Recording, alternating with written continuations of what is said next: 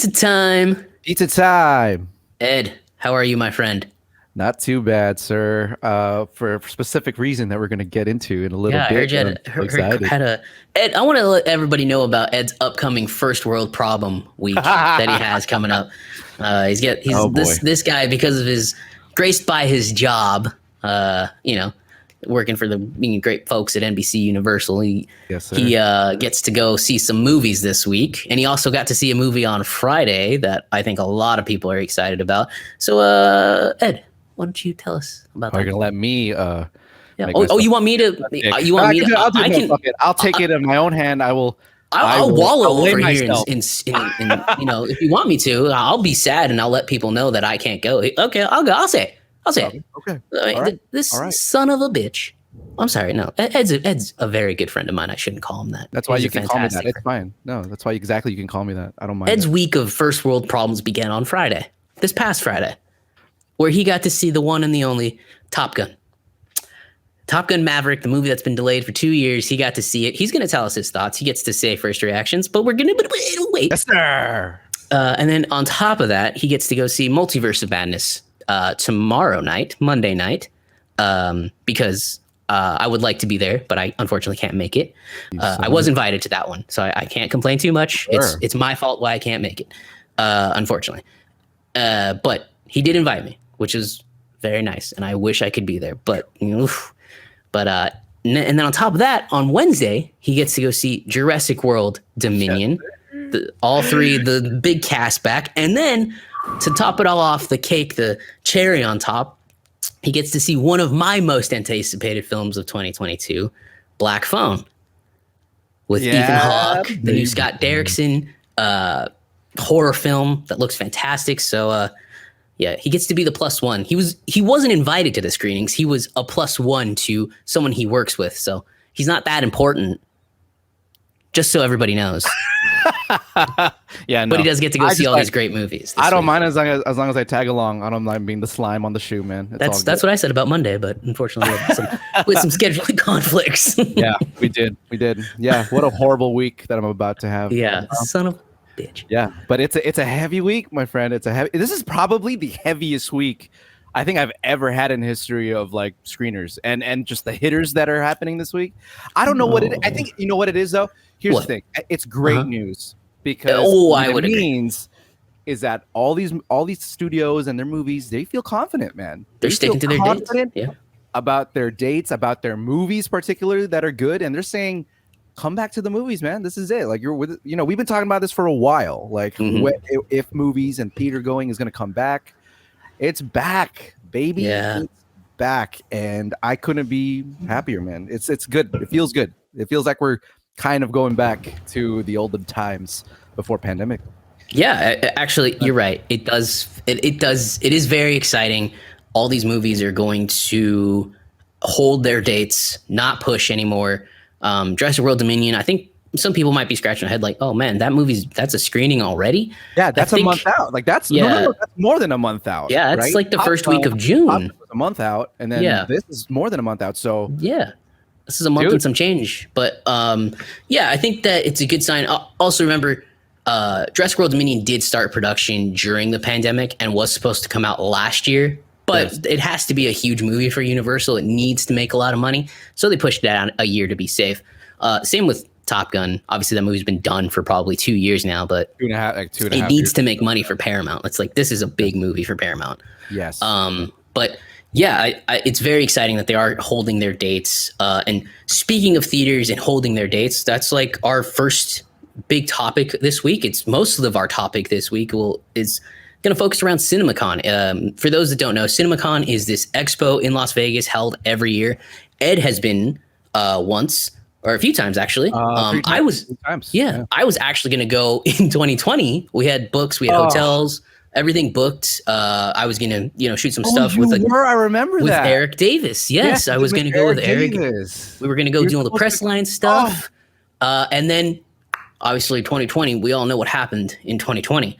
Good old Corona or COVID or. Bro, my heart breaks for that. You would have loved it. You would have loved it, dude. I love CinemaCon. If people keep watching, people keep listening, maybe Ed and I can go next year. Yeah, maybe. As the pizza time. What an idea, Whoa, Alex. What an idea. Shnikes.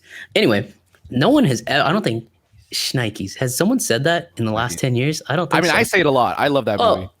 Great. I love that movie. Yes, I love it. Yeah, so for those that don't know, CinemaCon is an expo for basically for theater owners, theater employees, executives and stuff, for studios to come out, show them what's coming up in the next year and a half, 2 years in theaters, basically to get people excited about the theater owners, get excited about the properties coming out and posters and all that jazz, so they can, see what they want to purchase, what they want to license, all that stuff, so they can promote movies, so on and so forth.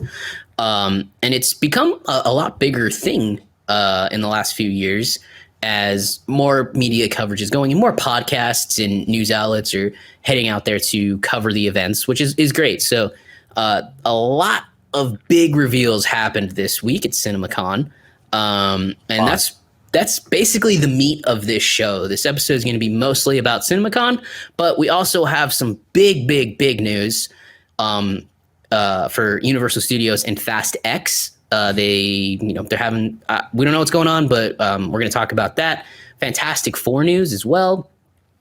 We're going to talk about Multiverse of Madness. Some of the last TV spots, maybe they're revealing too much. I personally think they're revealing too much. I do too. I hate to see it a little bit, but it's getting me. I'm just like, I'm gonna have to log on, and like we said at the top, Ed is blessed to see this movie tomorrow, Monday night. I had some scheduling issues. I wasn't able to make it, so I'm not gonna see it till Thursday. But for those that don't know, Ed and I are actual friends. We don't not talk to each other during the week, so I'm literally not going to say a word to Ed in the next 3 or 4 days, which is a very strange thing for us. It's very strange. It'll be an incredibly weird thing for us not to talk for 3 days. So that's weird. But anyway, he has told me not to even. I don't want it. No, I don't want to hear. So he would exclamation point, nothing. As we said off the top of the show, he got to see Top Gun Maverick on Friday night, and he texted me after he saw it. And we've been talking about his reaction to it because I want to know his reaction. I don't want to know anything about it. I don't want to. Ed, and I don't want to give it to you. Ed blipped from reality for the next 3 days. He's gone. I'm gone. Even after we finish the Moon Knight season finale, which will be this Wednesday, I still don't want. I forgot about that too. Shit. I still don't want to talk to him. I don't want to talk. I don't want a word from this son of a. Wow. Dude, what a week. Yeah, what a week. Anyway, crazy. Yes. So we're going to talk about Fantastic Four and the Multiverse Madness TV spots that have maybe starting to reveal a little too much. And then we're going to talk about Moon Knight episode 4 and 5. But the bulk of this episode will be the news coming out of CinemaCon. So, Ed, I think we'll start with some of the bigger news in our perspective. Avatar 2. Their trailer was released, and it has been confirmed the trailer will come out with Multiverse of Madness exclusively in movie theaters for the first week, which is amazing. How do you feel about that? Love that? No, that's great. I absolutely think we were talking about this before. We think it's a great move, and it is because, I mean, again, let's just get people back into the theaters. We're all super saturated with marketing nowadays, particularly on YouTube and on our phones. Right. And most of the time, it completely ruins the movie. And granted, this is a bit of a teaser for the movie. It's not a full length thing, but still, it takes a lot of balls, for Jim Cameron to do this. Considering that, again, we're not really sure what the hype is behind Avatar 2 at the moment because it's been over a decade since the first one came out. So I just like to see it. It's a valiant effort. I'm seeing Jim on a steed riding it through the sea of just, of all the streaming and everything that's been coming through the last decade through him. And he's not backing down. He never has. And he's not planning to do so now. And he's like, no, fuck it. We're going to put it in front of, just give it to the people who, the lovers, the true fans of movies. They're the ones that are there for us. I love to see it. I love to see it. I love how you put that because, James Cameron, he's not backing down. And it's beautiful that he's only going to put it in theaters.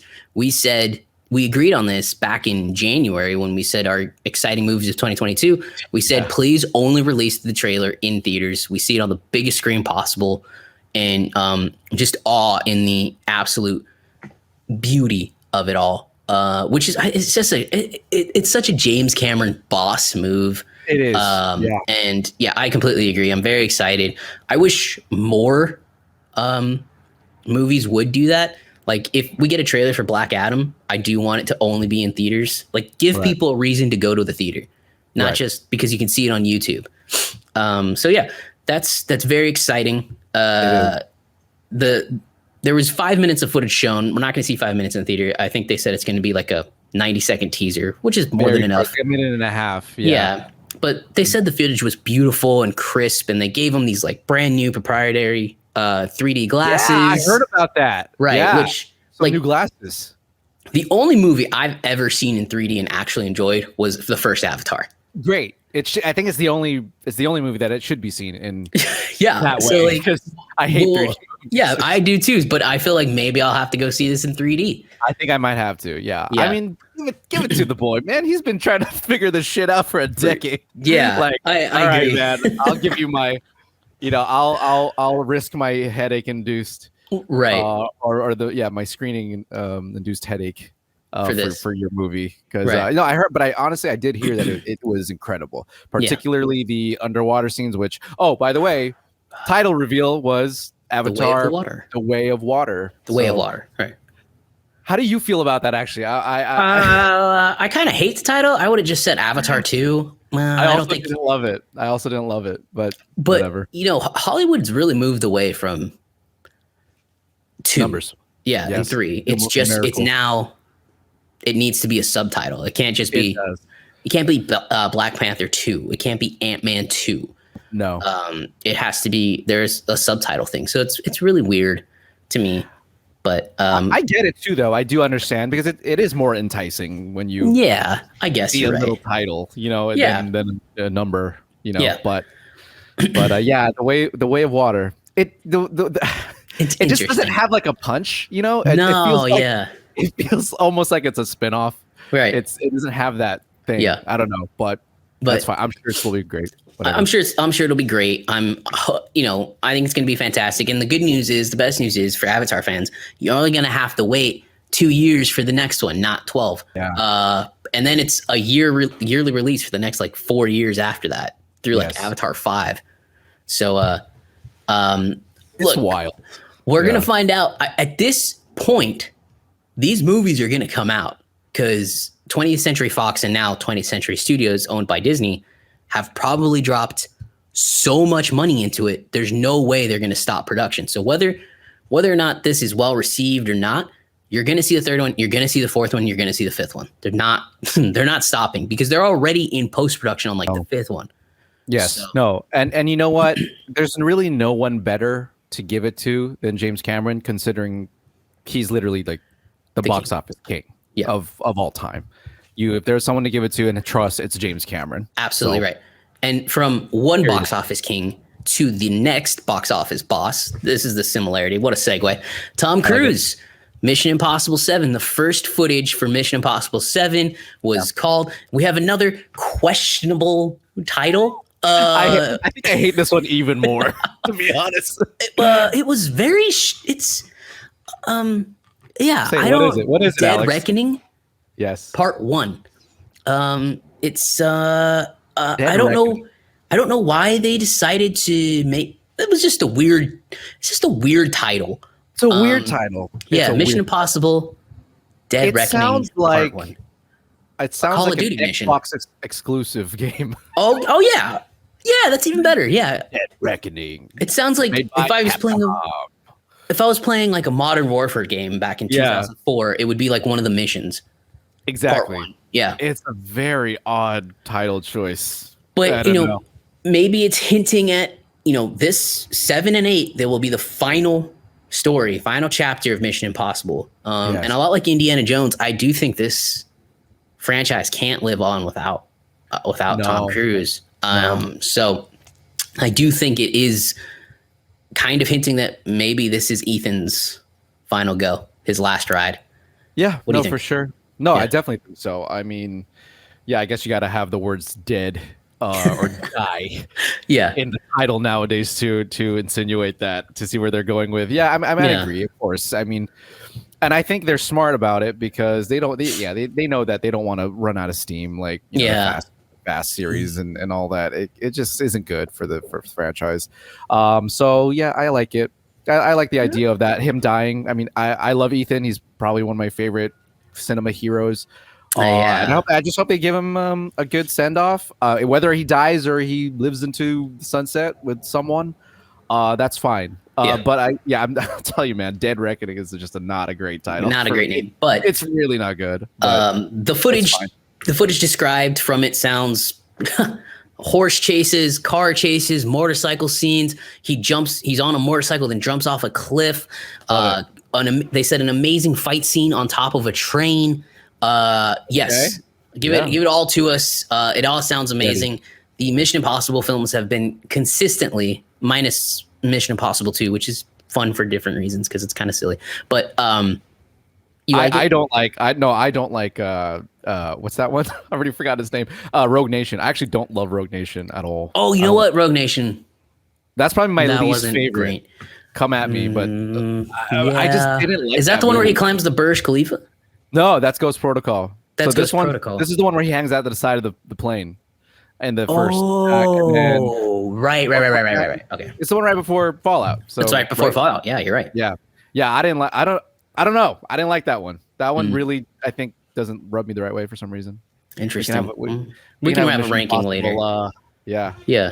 Over the next couple of weeks, I think we're gonna rank some, rank some Disney Plus shows, the Marvel shows, decide where they land and stuff. Because Moon Knight will be. That. We should do a ranking episode. Yeah. I think it's been fun. We'll do that. But yeah, CinemaCon. That's another big piece that came out.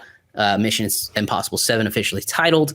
And then some footage shown. Said it was cool. I'm sure it's Tom Cruise, man. It's gonna be good. And it's gonna be good. I want to segue this to another Tom Cruise, so Ed can give us his reaction on Top Gun Maverick. No. But before we do that, Top Gun, Mission Impossible, these last two movies, there have been some controversy that Tom Cruise has been fighting with the studio to make sure that things go his way and that, they're not cutting corners on anything. And there was a Hollywood Reporter article, or maybe Deadline article, I'm not sure. Yeah, that Tom Cruise was causing some issues with the studio, that Paramount wanted to move on and do some other stuff. And Tom Cruise, nope, we're going to do it my way. And that's the only way to do it because it's going to work. And he lawyered up and they couldn't do anything about it. Get the fuck out of here, really? Yeah, wow. And that, Top Gun Maverick was, a piece of friction between them because they wanted to put it out. They didn't want to wait 2 years. But it sounds like maybe Tom Cruise was right, and maybe they should have just been listen to Tom Cruise the entire time.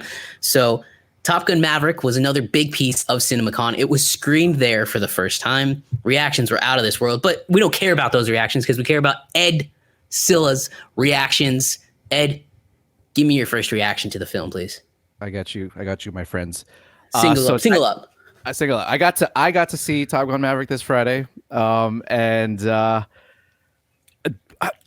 I can only give my first reactions because the embargo's not up, so I can't say a lot. Okay, right. But I have enough to say for sure, and that is, dude, it blew me away. It blew me the fuck away. Like to this second, I don't think I've stopped thinking about the film.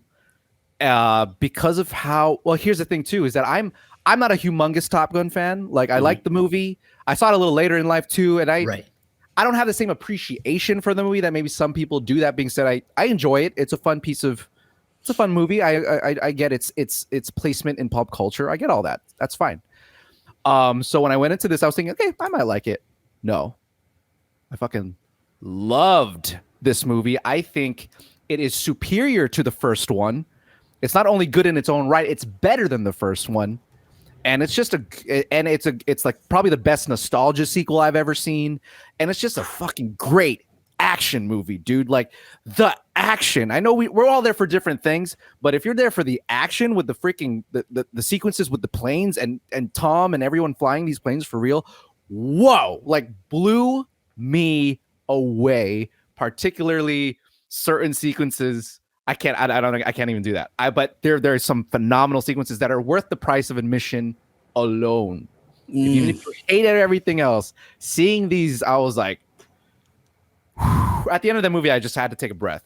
So, all to say, everyone who's excited for Top Gun Maverick and who loved the first one and who also just wants to see a great blockbuster, this is it. This is the one that might be the one to beat this summer. Because, you have expectations for Marvel, obviously, like that. Those are like locked in, in a sense. But if you want to talk about a movie that's coming in from the side that doesn't have a big franchise, a huge franchise behind it, and it's kind of questionable because it is a nostalgia piece, this is the one. Be excited, everybody. Be excited. I think it's gonna knock your socks off for sure. And remember, you said yourself, you spoke to a lot of people. You've seen the critics. Yeah, I don't think it's BS. I'm not one to do cupcake reviews. Right. So like a lot of the people that come out of CinemaCon, it's theater owners and the entertainment journalists that they're like, you put the quotes around the journalists. Like they do give the cupcake reviews, so they get to be popular and get to see all the movies. But this one has had zero negative things to be said. Zero. I've heard zero anything. Bad. I've had zero bad. Yeah, and it's for this big deal, and I'm very excited. Mostly because it does feel like the action movie just is kind of dying. Like even DC is kind of like moved away. Like the Batman's not an action movie. It's not. No. And that's like their best movie. Even the Suicide Squad wasn't an action movie. Marvel still have their corner of action film, but it feels like Tom Cruise is the last remaining action hero. He's the last action hero, and he's keeping it alive. And to hear every reaction has basically said, this is a big, proper action film. That makes me so excited to see it.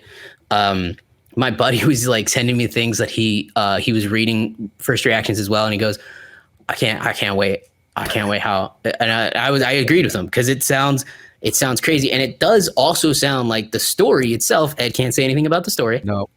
But from people who have reacted, said it's actually a good story too, believe it or not, which is a crazy thing because I agree. The Top Gun's such an 80s cheesy movie. It's kind of good, but it's so silly and dumb. Like, like you got these oiled up dudes playing volleyball while Kenny Loggins playing with the boys is playing in the background, and you're just like, what the fuck is going on? Why are they so sweaty?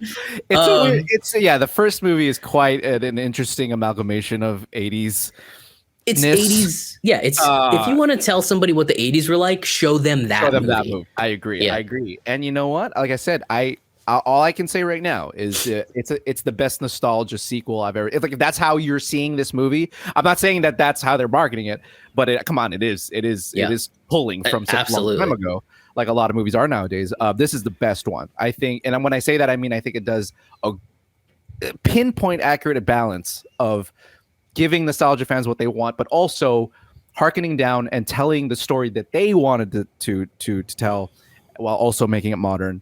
It's a beautiful, beautiful amalgamation of those. It just blew me away. It just blew me away. Yeah, I'm very, very excited for the film, and like I said, it was a perfect segue from James Cameron because like two bosses of old Hollywood, keeping old Hollywood alive.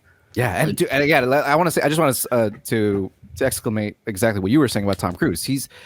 He's doing it, man. Like the guy has some instincts that I think we were not really akin to before, and now he's showing up, and he's trying to be at the front, and he's more than ready. He's more than ready to take it on, and I'm so happy. I can see him leading possibly one of these studios one day. Once he gets older and he really can't do these things anymore. He's shown up. He's shown that he's fucking doing it, and I love it, man. I can't wait to see him freaking go to. Hopefully, he lives till 120, and he's leading. The thing about like the action scenes in Tom Cruise movies are just above and beyond, because like you can take the Batman scene, the Batmobile scene, and you can rip it apart. Like they clearly did it at night because they're hiding so much CGI within the scene. Sure. Like that's why you do it at night, because you can't see it as well. Tom Cruise doesn't do that. You do it during the day. You just do it. That's a beautiful point, actually. I never really, Yeah. I didn't think about that. You're right. Like a lot of the, particularly in Fallout, and a lot of those things take place during the day. Because he's actually doing them. He's spending the money on the stunt actors. It's not just like, we'll fix it in CGI and post. No, like he does it the right way, because that's the old school way, and that's where he's from. And it'll be very sad when he retires and he lets go of the action star facade, and But I hate it. It makes me wish he'd had done it sooner. He's only 60. I know that's kind of pushing it, but I say we have at least maybe another 10 years with this dude. This guy's in sociology. I don't know what they're feeding that dude. Scientology. Sociology. He's a sociologist. Tom Cruise is a sociologist. That's how you shit on a. That's how you praise a star and shit on a really widely known profession. Right. That is. I love sociology. I know everything about it. I love you guys. I'm sorry, that was a slip up.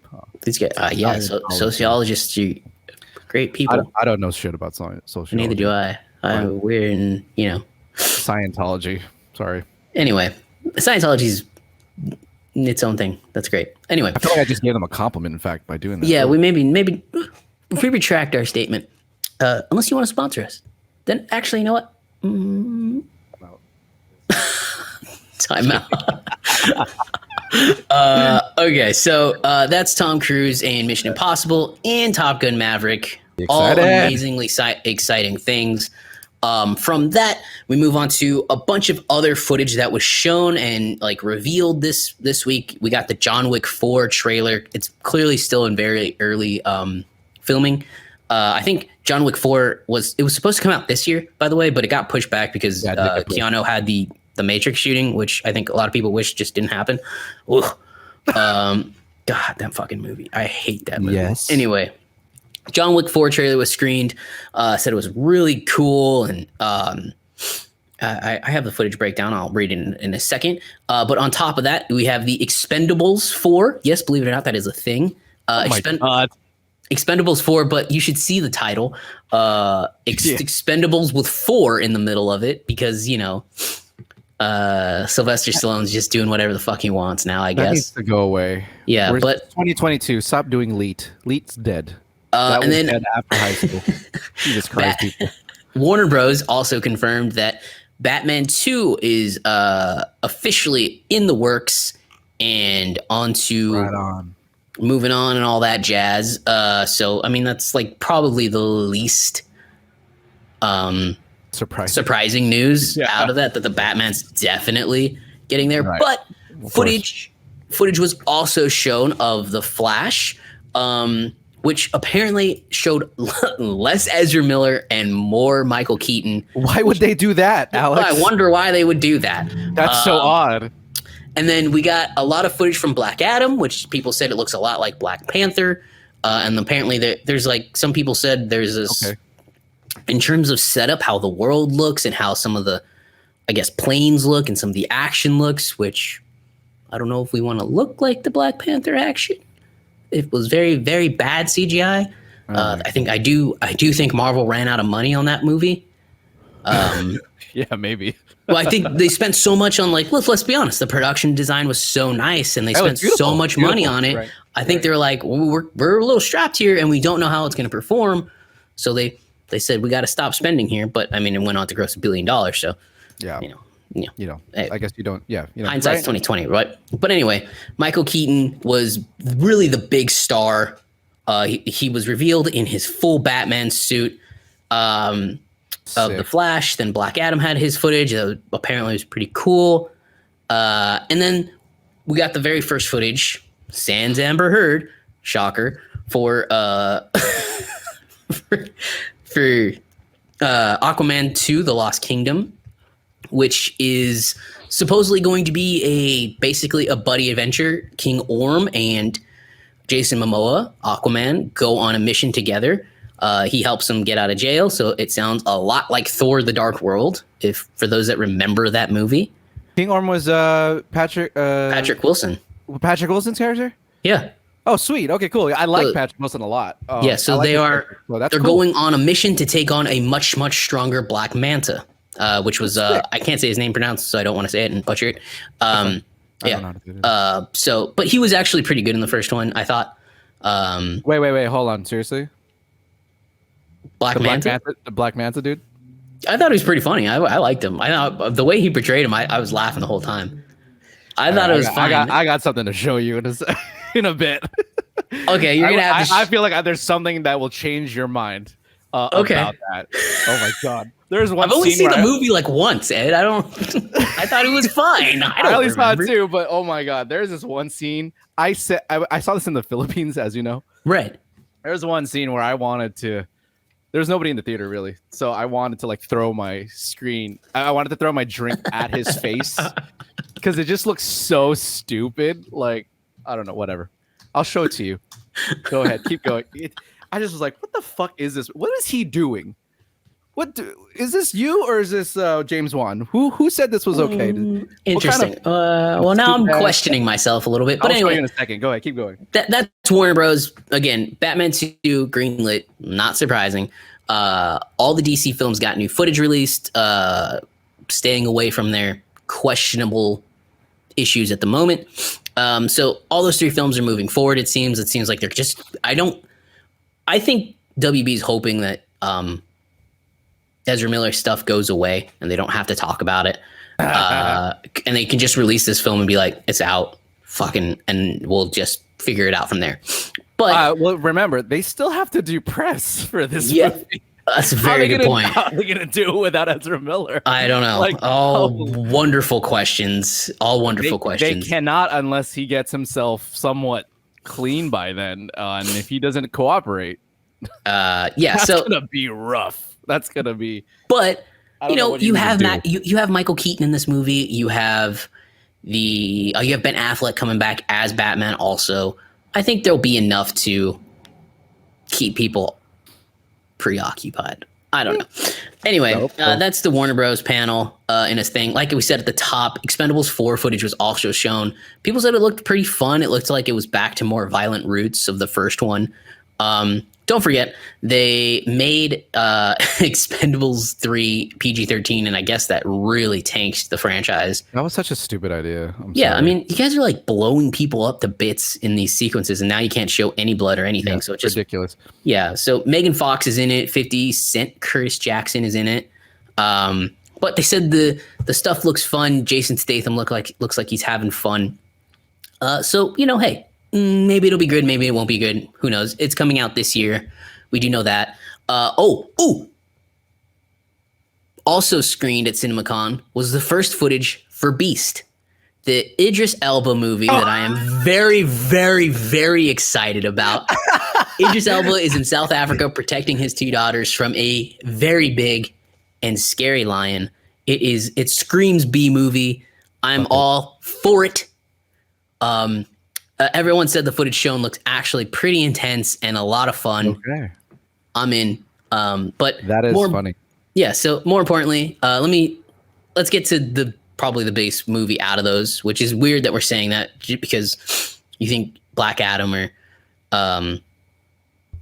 The Flash would be the biggest movies coming out of it. But actually, I think more people were interested in John Wick 4. The Keanu Reeves. Yeah, the Keanu Reeves hasn't ended yet, but the first trailer was screened there, and you had Keanu Reeves next to Lawrence Fishburne again. You had him beating up people with nunchucks this time around. I heard about the nunchuck thing. Yeah, and he's got fighting in an art gallery at one point. That apparently it all just looks like a really, really good, fun time. Donnie Yen is in the movie. It looks really cool. Donnie Yen, dude. I'm ready for Donnie Yen. Yeah, Hiroki Sanada's in the movie. Scott Adkins is in the movie. Which, by the way, Scott Adkins, if you don't know, he's a fantastic fight stuntman. Stuntman and fighter, yeah. Yeah, fighter. Yeah. So like, I think this movie is going to be great. The John Wick movies to me have gotten just perpetually better. I agree. I think 2 was better than 1. I think 3 was much better than 2 and 1. 100%. Yeah. 100%. And I have no reason to believe why this movie won't be even better than the other three. So your thoughts on John Wick 4? I was going to say, besides the fact that forkels are Ooh. better, forkels are hard to come by. And that's but true. If there's any, this looks like it. Yeah, it could be. I think Chad Stahelski knows what he's doing, man. He's absolutely. Yeah, he's really done a great job with this whole franchise. I'm dead surprised. I mean, I saw John Wick 3 not really expecting it to be as good as it was, and it's just one of those things. Again, yeah, you're right. Better than 2, which 2 was awesome, and then 3 was even better. I could not believe it. It was So these things. Oh, so did you mention, is Halle Berry not in this one? There was no Halle Berry in it. Get out! Oh, whoa! No Halle Berry. Yes, dude, she was one of the best parts of 3. Okay, that's kind of worrying me a little bit, but not really. Yeah. I'm sure they got a lot of good stuff. But dude, Halle Berry was sick, and that dog. Come on, how are you not gonna have that in the next one? Okay, well we'll see. Yeah, that dog sequence was amazing. Come on, yeah, that's the dog stuff was awesome. So any more thoughts on John Wick 4? No, I'm excited. Also, there was no official title. Is it the official title John Wick 4? Because I remember there was a title that was subtitled as like some Japanese like word at one point. I forget what the word was. It was some really. You know what? You're right, but I don't really know what it is. They might have changed it then. I don't know if there's an official, but I think they're going to subtitle it. Yeah, I'm sure there is no subtitle as of yet, but there will be one most likely. There was one in production. I'm pretty sure I remember that right. I'm sure there was like a production name for it, and I'm sure that'll like be a T or something, Takanata or something. I don't know. Oh yeah. I think you're like almost there. It's something like that, right? And I thought it was. I mean, I had no clue what it was, but I was like, that's cool, sure. I mean, let's keep going with these just type vague, really quick. Complicated words like parabellum. Sure, keep going with that. Why not? Yeah. But okay, so, that's interesting that they didn't. I guess it's not the official title. I guess not the official title yet. But anyway, hey, footage looks great. Awesome. Do you have any thoughts? I talked that whole time during the WB stuff. Do you have any thoughts on any of that stuff? Again, it's hard. It's hard to be excited about DC stuff, except for I guess the Batman 2 because I loved it. But come on, it's like. I'd say it's hard. It's hard, man. Like it is hard. It's coming, so I'm gonna watch it. But it's hard to be excited because you got people behind the wheel that don't really know. Yeah, they don't know where they're going. So it's like we're in an Uber where we're not sure if this guy like got our address, but he's driving. Right. So it's fingers crossed. That's all I can say. Like, wonderful way to put it. That is a fantastic way to put it. I agree. It is hard to be excited about the DC stuff. I mean, The Rock is The Rock, and he's going to bring it. It's probably going to be entertaining. Yeah. But, and I do think Shazam 2 will be good. But there was no footage of Shazam 2 shown at all. That is pretty surprising. Right? That movie got pushed up a big timeline to, December. Well, it got pushed back a week. It's not going up against Avatar anymore. That was the news that came out, which is smart. But I agree. Yeah, it's hard to be excited for the DC films because you just don't know. You just don't know which way they're going to go. You don't know if it's going to be like really bad or it's going to be really good or just in the middle. Yeah. Yeah. It's so true. And that's the thing is like, I think I'm least excited about the ones that might tie into each other. Cause again, what does that mean for you guys? Like for MCU it was obvious. It's like Avengers.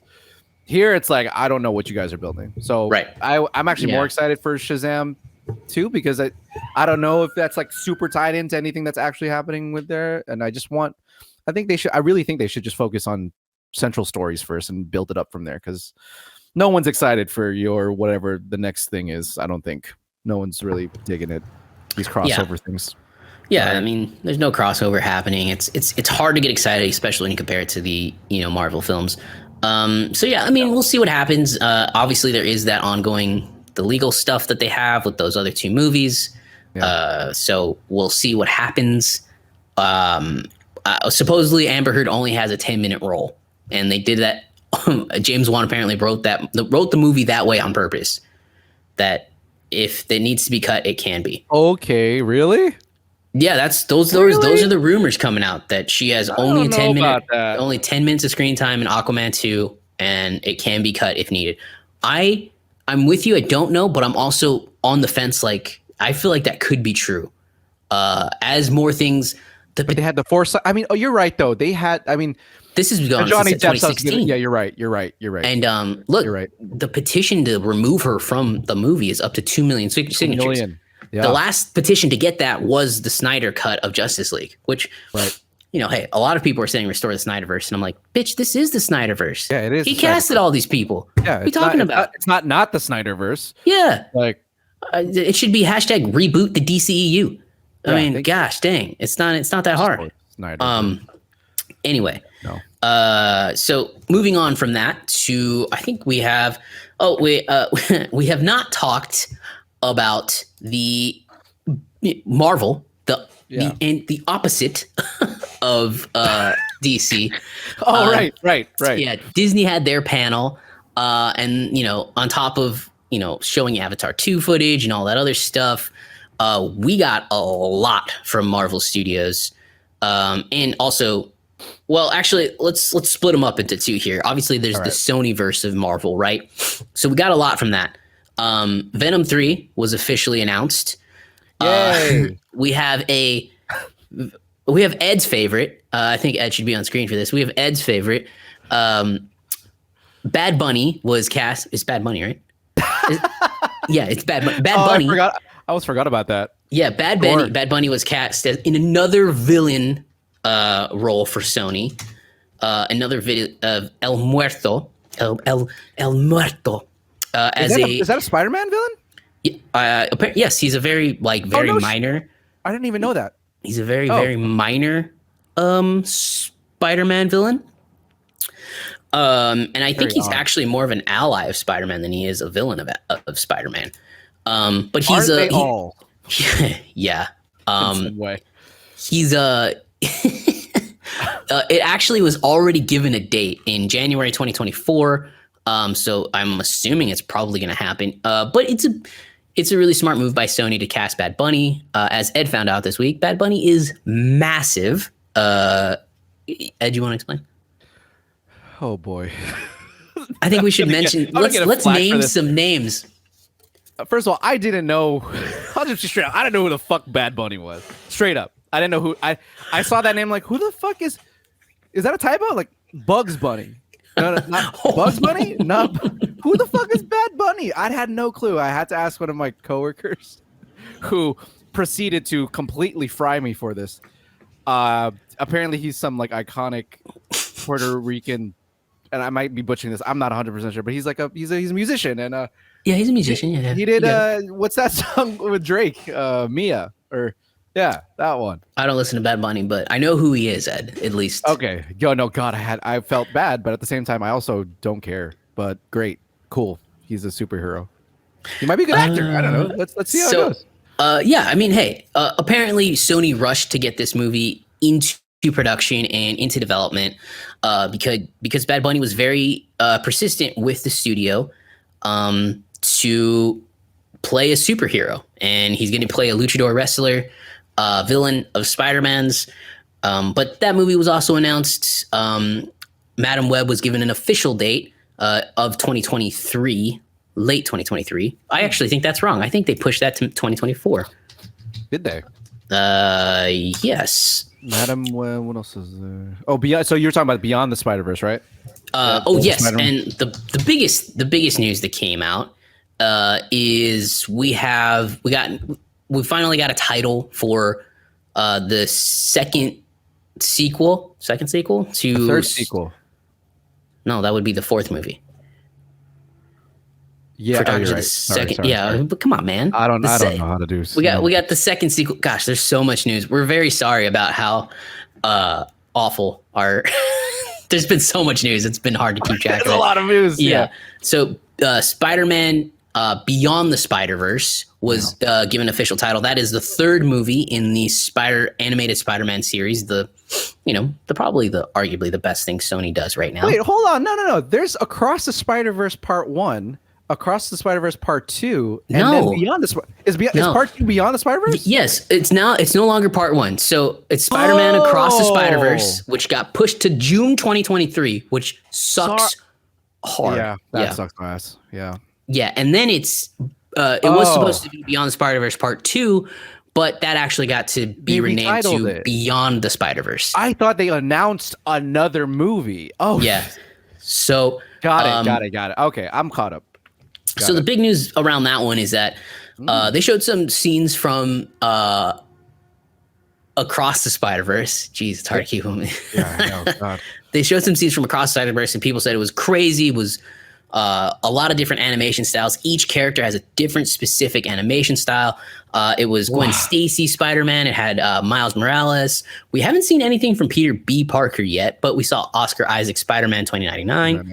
And then we saw Jessica Drew, which is Spider-Woman. And I guess she had an afro and she was riding a motorcycle and she was pregnant. And it was like straight ripped from like one of an iconic comic of Jessica Drew, which is so cool for them to That's great. Even just like ripping stuff straight from a comic and doing it. So awesome. I think that's super cool. And, there's no reason to think this movie's going to be bad. No, like there's no reason I'm just so excited for this movie to come out. It's one of the few movies that, Toy Story did to animation what Toy Story, the original Toy Story and Pixar did for children's animation, this has equaled, because now everybody is looking at like this new style of animation. Yes. And also the merge, the usage of different styles. Like I would say, like Turning Red did that. If you haven't seen it yet, Turning Red did that, or different styles. I was like, that dude, yeah. And we call it, like, when I first saw a Spider-Verse, I was like, this is a masterpiece, and this is what's going to be. This is the new like level. This is a new bar of what's going to be taught to animators in the future. Of like, this is what you need to hit. This is quality. I'm like, and it was announced there that these Spider-Man Across the Spider-Verse, Spider-Man Beyond the Spider-Verse, goodness, sorry, Beyond the Spider-Verse will have over 240 different characters in it, which I completely believe, because if you've read Spider-Man comics, there's so many different characters to choose from, so many variants of Spider-Man that they've made. It's insane. That's crazy. 240 with all specific animation styles and a bunch of different actors. So I'm very excited for the film. Wow. I understand why they pushed it now. It currently has the largest crew ever working on an animation film. I'm not surprised by that. I'm not surprised either. And I think it's the largest by like over double. Also, I don't, to be honest, I'm like, well, I guess that's how they're doing it. But I was like, how are they going to come up with these sequels so quickly? With how long exactly they pushed it, and then they have like 3 times the amount of workers, I assume now, because the original took years, right? Right. Like, it took years to make. I'm like, well, how the fuck are they going to do this twice over? Yeah. Unless they're given. Well, there you go. They're given. Yeah, I mean, so that's great. The original took years because they were doing it on their own, and they took a chance on it, and it was just a fantastic film, and it's still one of the best animated films I've ever seen in my life. I don't think it'll ever be topped. It might be the best. It might be the best, like objectively. Yeah, it's like top 3 easy. Ed and I have, we've been, because of our jobs, we've been privileged to see a lot of movies early. This was one of the few movies I came out of going, I don't know what to say. I was like speechless at how good it was. So Me too. Yeah. So perfection. Sony is still sticking to all the villains. Which goes inside with another piece of news. Ed, I don't know if you saw this. Andrew Garfield said he's probably going to take a little bit of time off of acting, which this isn't true. This is just a theory of mine.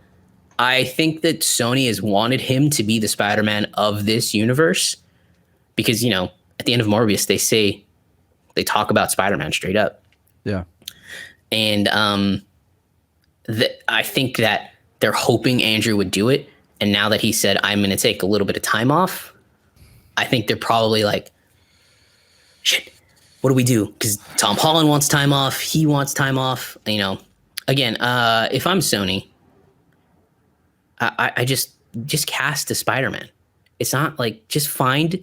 It doesn't have to. It can. There's so many. Like you did Spider-Verse. There's so many different variants of him. You can just find someone to play him. It's not. I'm not saying cast the first guy that comes through, but you can find somebody to play him and still have a Spider-Man in there, and it'll still make sense.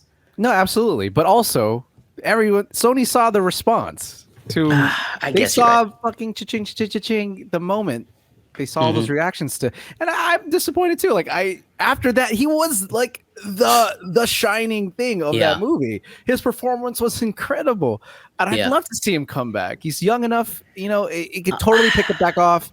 I think I'd want to, but you know, I think he will, but I do think this like hurts Sony's plans a little bit. Yeah, for sure. No, I think they were like, Andrew, like the moment, like a week after No Way Home came out, they're like, we need, please come back. Like, people want you. We want you. We can make this work. And I can almost guarantee you Marvel's new contract with Sony, Marvel Studios' new contract with Sony has a specific line in there that says, we will introduce Miles Morales in our time. Oh, yeah. You're not allowed to use him yet. And I guarantee you that's somewhere, I guarantee you Kevin Feige said, when we're ready to introduce Miles Morales, which will probably be the next Spider-Man film with Tom Holland, we are going to do it. You are not going to take this character and almost ruin it. It'll be us to do it. So. Yeah, I think, because why haven't we seen Miles Morales pop up yet? Yeah. You know? No, he's coming. Oh, yeah. And I think it's sooner than we think. I think so, too. Yeah. They you don't have say to that put in No Way Home with it coming like 2 years down the line. No. Yeah. It's imminent. I would say it's imminent that Miles is coming. Yeah, I completely agree. So, I feel like Marvel's saying we're going to introduce him on our terms the way we want to, and then you can take the character and build on him, but we want to make sure you get it right. Because he'll be important to MCU going forward. Absolutely. I just think that's how Marvel's going to do it. But, you know, that's the big news out of Sony's thing. And I just want to say, you know, listen, I just spent a good amount of time saying, I don't know why Sony's still doing these villain movies, and I hope they get it right, blah, blah, and I don't have a lot of faith in them. But if I'm honest, Sony has been responsible for 2 of the best superhero movies of all time. Yes. Actually, 3. You're not wrong. Spider-Man 1, Spider-Man 2, and Spider-Man Into the Spider-Verse. Yeah. Those are 3. Put those 3 movies up against any other superhero movie, you're almost always going to pick the Spider-Man films. You're absolutely dead right. It's weird how they it's weird. When they're low, it's low, but when it's high, it's the highest thing you've ever seen. Yeah, and you know what made me think of that? That's so weird. My fiance was like, well, didn't Sony do that? And I was like, yeah. Wait a minute. Hang on. Taking it back. Oh, shit. Yeah, you're right. Yeah, right. But yeah, Venom 3 is coming. Not a surprise. I hope it gets better somehow. I don't know how. I don't know how you get it. I don't know how you fix Venom. I don't care. Yeah, I don't care either, right? The movie with Bad Bunny, it's going to be a huge hit. I know it's going to be a huge hit. Is there a book about this guy? I need to catch up. I'm sure there is. Hispanics show up. I'm Hispanic. They show up, and they will show up in droves for this movie, and I know it. Oh, I don't doubt that at all. It's going to be a massive film. This is going to be the highest grossing movie of a superhero that nobody knows anything about. I guarantee you. I promise you. But that's dated for 2024. Yes. Craven. There's been a lot of like footage shown from Craven. I think Aaron Taylor Johnson's one of the most underrated actors. He's incredible. I love him. He's fantastic. So he's fantastic. I do have a little bit of hope for it. And I don't know. No Morbius 2, hopefully. And then we have Madam Web. I just really hope that Sony starts to piece these movies together in a better way than Morbius. Oh my god! I don't know. Bother. So yeah, you got any thoughts on the Sony stuff? That was me going all over all the footage again. No, yeah, yeah. Sony does have a better track record than DC, I think. So I can be a little more excited for them. But then, of course, they've had low lows too, like Morbius, which brings it all back to a crushing low for me. That I'm like, sure. I was most excited for the prospect of either Toby or Andrew coming back. I mean, Toby's not out of the question necessarily. There's news about that too. How Sam Raimi said he's open to a Spider-Man 4. Agreed. No word on whether Toby agreed with that, but Sam Raimi's down. That's cool. But yeah, this whole thing with Andrew, I'm pretty disappointed because again, he had one of my favorite moments of all Spider-Man films now when he saves MJ. I cry at it every time. Like there's no fail. No, show me that scene. If I'm ever an actor and I need to cry, show me that fucking scene. And I bet money you're gonna get the fireworks from me. Like you're gonna get it from me, man. Ed. To know he won't get he may not do his next stint. That kind of disappoints me, but I get it. Yeah. He's fine. He's had quite a year. Here's the other thing. He's had what a year, man. Like, and Toby? he has a new show. No, Andrew. Oh, Andrew, yes. What a year. And I want to see him keep going. Like, you know, Yeah. he deserves it. He's a fucking phenomenal actor. So Yeah. that's disappointing, but you know, I get it. It took time. It took time to recover his career from Spider-Man, and it was weird that he's back thrusted into the spotlight in a new way because of Spider-Man. Yeah, maybe that's what he's. Maybe that's what it is. Maybe I mean, I feel like maybe he really wasn't expecting people to respond to that strongly to his Spider-Man, right? Even though he said yes. You know, I think he thought, this will be fun. This will be fun. People will be like, oh, that guy from Amazing Spider-Man, that's cute. Yeah. But he didn't expect, like, we want you back right here. And he's like, oh, shit. Dude, I can watch that last. Yeah, I could watch that last, 45 minutes of that film over on repeat. From the second he comes in and he says, why'd you do that? I have the spider thing, just not for bread. Not for bread. Yeah. I mean, I could watch that from over and over and over again and not get tired of it. Absolutely. You know, that loop I think spider, those three of them are just gold.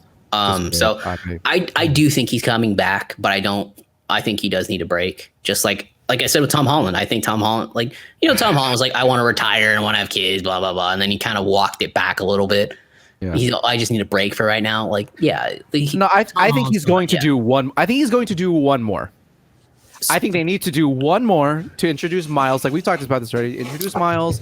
We see them together. It's like a passing of the torch. Like this. Tom, you mean, or Andrew? No, Tom Holland. Yeah. I think one more trilogy. No, I think he'll do one more movie. Oh no! They planned a trilogy, but they haven't necessarily said that it was Tom Holland in the trilogy. I think he's doing. You think he'll do another 3? He's doing another 3. Amongst probably he's got to do at least one more crossover. He's gonna do at least one more. Oh, wait a minute! I read that the contract said Spider-Man has a appearance. That doesn't have to be. I mean, if Tobey Spider-Man is in Multiverse of Madness, that's the contract agreement.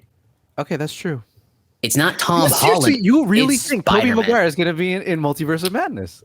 No, I have no idea. I really don't. I hope he is in Multiverse of Madness, and I wouldn't be the most surprised if he was, but I also won't be surprised if he's not. But with all that said, I do think that the trick in that contract is that, it doesn't have to be Tom Holland. We need to see Spider-Man. No, I understand. Yeah. So I understand that. Yeah. It could be that. It could be even more so that I think he does one more Spider-Man film as his Spider-Man, and it's fucking Miles Morales in the next one. Kevin Feige said we're planning the next Peter Parker trilogy. Oh, he said Peter Parker? Yeah. Oh shit! So, I think it's Tom Holland coming back. I'm not saying that that's a bad thing. I'm perfectly fine with him doing another trilogy. Spider-Man. I think that he will do the 3 more and then he'll be done with Spider-Man. But at the same time though, it's like they're gonna introduce Miles, so maybe I agree. So they're gonna have Miles and him maybe together, or I think we see Miles the first time in the next one, and then the next one after that, Miles has his powers. And then the next one after that, Miles takes over. Whether it's through Spider-Man dying or something. But yeah, I think we're going to see Tom Holland for 3 more movies at least. That's crazy. I honestly don't really, again, not that I don't want it. For some reason, I just have a hard time believing that we're going to see him for another 3 films. Like that's another at least 8 years.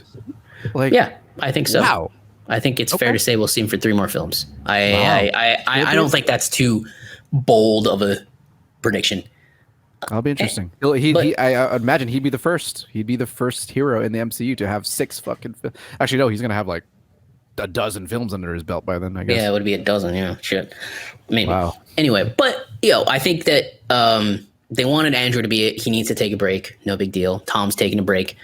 Bring in Kane Parker. Bring in. You can just. There's so many other variants of Spider-Man that you can bring in. You've already broken the fucking rules so much.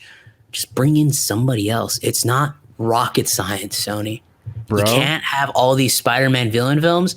Are we supposed to root for these fucking villains because they're less worse people than the people they're beating up.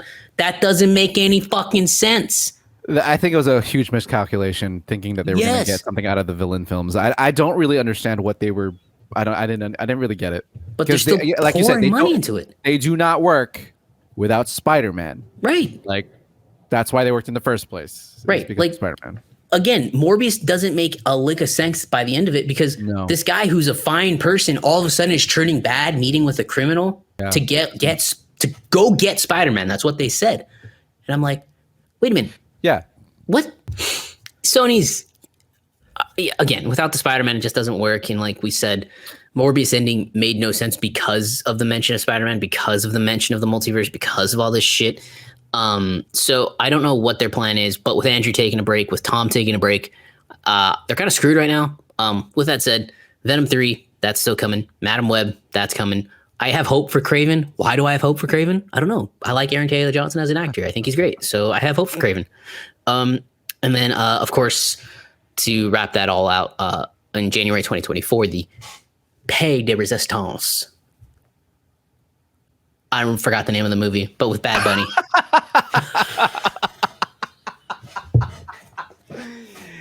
Hey, you should put up your resume for a host. Oh, to introduce that movie. Oh my God, I'm coming for you, Mark Ellis. Watch out. What is it? El Muerto? El Muerto, yeah. Okay. I remembered it as literally as we were laughing. What does it mean? I don't even know what that means. El Muerto? I think it means death. The death? The dead. Okay. Oh, right. Because the Day of the Dead is something de los Muertos, right? Yeah. Dead. It's dead. Oh, dead. So dead. I thought so. He's dead. His name is Dead. Okay, good. Yeah, I mean, he's a luchador. I'm sure that's pretty badass, actually. That's pretty badass. All I want is for Sony to go all in on that movie. Stop teetering in this or that. No, give me a funny, wacky luchador film. Great. That's awesome. Yeah, with some great action scenes. I don't know who's going to direct it. I don't fucking care who directs it. Jack Black shows up. Oh my God, Nacho! Nacho! Dude, that would be so good. That would be so great. Oh, dude, I would love that. Okay, Jack Black, if you're listening, which we know you are, we got. Oh, baby, that would be fucking. Christina, our coworker, would be so mad. Why the fuck is Jack Black in this movie ruining my Bad Bunny experience? It's not cute. Dude, Nacho Libre is one of the best titles for anything I've ever heard. Dude, when that came out, I was like, I'm so for this. I'm going to watch this movie. Nacho Libre, that is so fucking good. Nacho. Speaking of Nacho, we're going to have to talk about Better Call Saul eventually. Oh my God, I forgot to put that on the list. Oh, baby. Better Call Saul. Nacho. No. Oh, Nacho. Oh. Anyway, believe it or not, we're still not done with the CinemaCon news. We told you it was going to be the bulk of the show. Holy shit. I wrote the list too. We're not done. Yeah. We have one last thing. We have the actual Paix de Resistance, which is Marvel. So we talked about the Sony Marvel films. Now we're talking about the Marvel MCU proper. The first 20 minutes of Multiverse of Madness. Now, I'm like trying to stay as far away from spoilers. So I just read a very, very brief deception, but they said it's pure Sam Raimi. It's pure wall to wall, just in your face going. And that's all I read. So I don't know what else happens. And I don't think we want to tell you guys what else happens. I don't know if Ed read the full description. I did. I unfortunately I watched John Campia, and so they're really good at covering stuff. And so they were covering CinemaCon 2022. I had it on, and they did. I didn't even realize it, but they started talking about Multiverse of Madness, and I did catch a little bit of what they saw at in the first few minutes. So I do know what the first few minutes, not details, just like generally what's happening. So so I get it. It's not surprising. So, but anyways, I do know a little bit, but that's it. I didn't. Yeah. However, there were some things that did kind of like. Oh no! So we won't get into those because it's a big move for a lot of people. Kicks off the summer, so we don't want to ruin anything for anybody. But we'll do that next week when we talk about it in depth. Fine. Yeah. Anyway, but all reactions said that it's incredibly positive and it is very Sam Raimi, which Ed, I think you'll think is incredibly exciting. I'm so ready. We're ready for this. Over the moon for it. So ready for this. It's going to be hopefully fantastic. I think it will be. But on top of that, Kevin Feige was there to introduce that footage. He also gave a very, very quick shot of, there's like a little sizzle reel happening, and we got our first look at Wakanda Forever. Now, obviously, this movie's been very, very unfortunately a lot of issues with it because of Chadwick Boseman's passing. They've had to probably rewrite a lot of the film, but it sounds like it is stuck to what the rumor is, because the footage shows Shuri Okoye and Lupita Nyong'o's character. I don't remember her name. I'm sorry. I don't have it in front of me. Yeah, they're like, it's something with an N. I can't say it. Nakia. And yes, Nakia. You got it. I think Nakia. Nakia, good job. They are suiting up what looks like to be for a big battle. And a lot of the rumors that, hey, they're battling the Atlanteans and Namor in this, which if they stuck to that, that's amazing. Because you figure you wouldn't stick to that because of losing Chadwick Boseman. You'd want someone strong to go up against Namor. But if they did, hey, I'm all for it. Supposedly by the end of the movie, a new Black Panther will be crowned, which I really hope so. I do think the Marvel series needs a Black Panther, whether it's Shuri, great. If it's M'Baku, great. Or if it's someone completely new, great. I do also hope Sebastian Stan shows up in it. So that was the first little bit of footage we got, them looking like they're getting ready for a war, which, that's exciting. I'm excited to see more from the movie. All I can say is if they choose Winston Duke to be Black Panther, hell yeah, I'd be totally for it. I think that's a fantastic choice. I think he has absolute charisma and screen presence to take that on. I agree. I've met him. I've gotten a chance to interview him. He's a massive human being. He's big, he is right? Tall. Like, I'm just like, bro, you are. Jeez. So it'll be a really cool. And I think, Marvel and especially Ryan Coogler, because he's such a talented director. Yeah. I feel like, he'll be able to work in a new fighting style with him as if he is like a more brute force kind of thing, which I think will be cool to see. So I'm excited to see more and hear more from that film. And then on top of that, Kevin Feige announced that Marvel is in the coming weeks and days, he's heading out for a retreat to plan the next 20 years. Is that what he said? 10. I think it's 10. I was like, wait a minute. The next 10 years years of Marvel films. So what's your reaction to that, Ed? I'm all for it. Go for it, man. I wonder if is this the first retreat they've ever been on, or did they do this a lot? No, I think they've done it. I think they did it 10 years ago. That's fucking awesome. And they've gotten to this point. That's so exciting. I don't know what else to say. Like, that's exciting. And I'm sure. Can you just imagine being there? How cool it would be? I guess they wouldn't do this, but if down the line they had a documentary and they just released all of that, dude, all that footage eventually, I guarantee you they have a because like, what's it called? There's people that have been recording Lucas when he was recording the prequels, or shooting and making the prequels.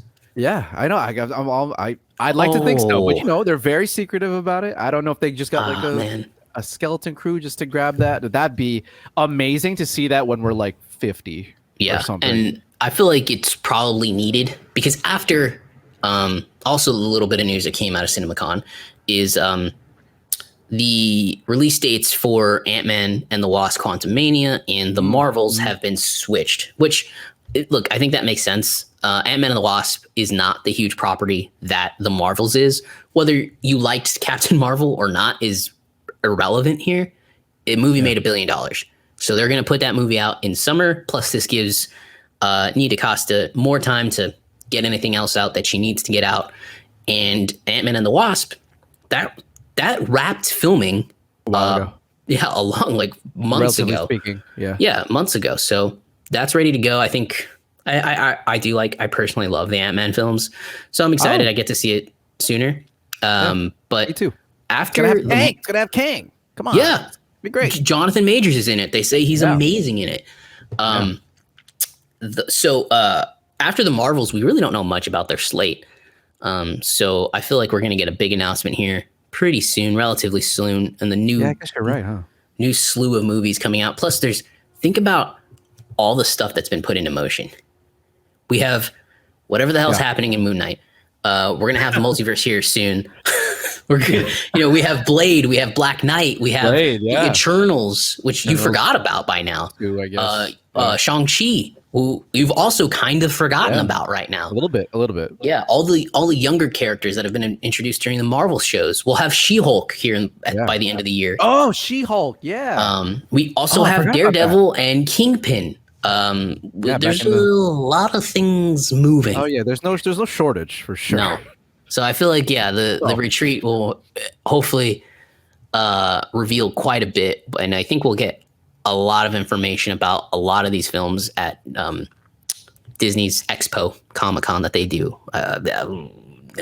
What I'd give to be at that retreat, man. God, that'd be crazy. Oh my gosh, I'm sure it's like in some beautiful ranch in Colorado or something. You think it's like you think it's like at a ranch? You think it's like a desolate?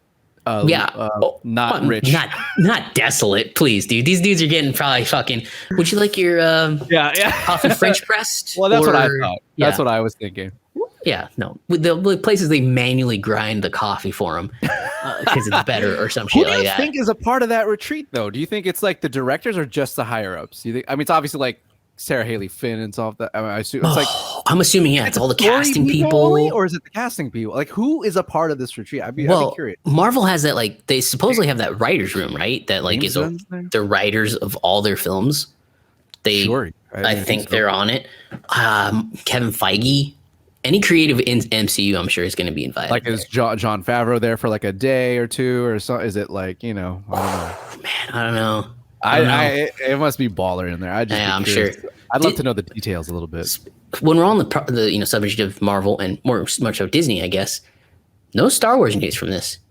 No Star Wars news. That's a really good point. I didn't even think about that. You're right. They have shifted to TV and they're fine there. You're right. No movie. I'm actually fine with that. I'm totally fine with that. Me too. I'm tired of the Star Wars movies. Oh, speaking of no mention. What? I was actually surprised that they didn't show even a little bit of something for Indy 5. I was very surprised myself, and then I realized Indy 5 only wrapped a month ago. But that means they've had something in the I just some, I don't know. I'm not overly surprised. I don't think Indy's the character holding up Disney or Lucasfilm right now, not at all. They can just wait on it. I'm assuming we'll get a trailer in Avatar 2 for Indy 5.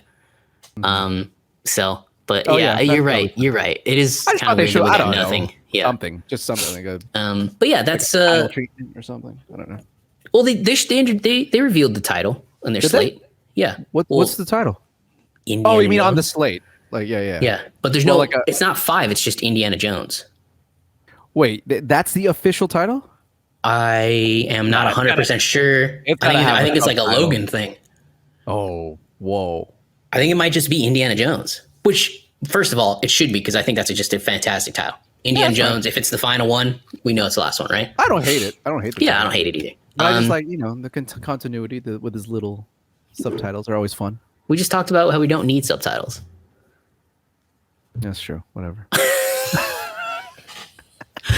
I mean, let's be honest. Kingdom of the Crystal Skull was a dope title until you realize that. Until you watch the movie and you see Shia LaBeouf fucking swinging with monkeys. Yeah. What the hell just happened? Anyway, I have thoughts about that movie.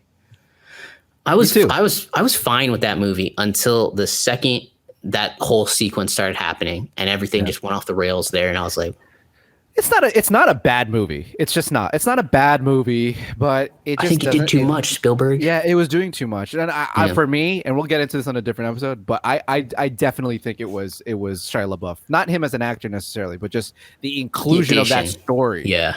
That whole thing completely slowed that whole fucking thing down to a point where it's like you don't give a fuck. You just don't care. You don't care about him or you just want to see Indy doing his shit, and it's like when it stops for that character, it's like correct. This sucks. It was the first time Indy had like a partner specifically the entire movie. Like sure, there was the woman and his buddy, but they're not there for the entire movie. No. So exactly. You're right. Yeah, I think that's a good point. But yeah, that is finally everything we have from CinemaCon. CinemaCon. And we didn't even cover a lot of it. Yeah, there's more. There's still a lot of movies coming out this year that are going to be fantastic, that were all debuted there. Yep. All very exciting, super fun stuff. But now we're going to move on to some directorial troubles with two upcoming big films, really. Massive films, you could say. Yeah. The first one is Justin Lin has exited Fast X. Ed, what do you think? What are your thoughts, man? Dude, I am a little surprised, obviously, because if it was before production, I've been like, okay, but he quit a week into production. That is not normal. That's definitely not normal. Particularly because Vin has been. They just had the logo reveal, which we covered last week. Vin's been posting a bunch of videos. There was that awkward video that he posted with Justin Lin, just like 5 days prior, about asking him like, "How's the week going?" And it was very awkward because it didn't seem like Justin wanted to be on camera, and like it seemed like Vin was like forcing him to be like, "Hey, like it's good, right? Like, how was that first week, brother? Like, how was it?" And Justin was like, "Yeah, it was good. It's great, man. This might be the best one." It was conflicting tones, and it seemed like Vin was just forcing it. And so it's odd. It's a very odd situation, but also in the statement, it said that Universal was agreed to the split. So it makes you wonder, like, what happened here? What exactly happened? Yeah. What do you think? I mean, what do you think? So I want to say first to, you and you brought this up, and I do want to say this because I hope it's not something personal with Justin Lin. Because he did look awkward in that whole thing. He didn't look very comfortable. And again, maybe you're right. We don't know if it's because he just doesn't want to be on camera and he didn't really want to do that, or if he's got some sort of personal thing. This does feel like a little bit kind of like the Snyder exit on Justice League, which remember he left because his son killed himself, or daughter. Daughter killed herself. Sorry about that. Didn't mean to get that wrong. Which is insanely unfortunate, and that's why he had to exit that movie in the first place. So we hope it's just nothing like that, and it's nothing with the family. With that being said, I'm going to assume it's not that.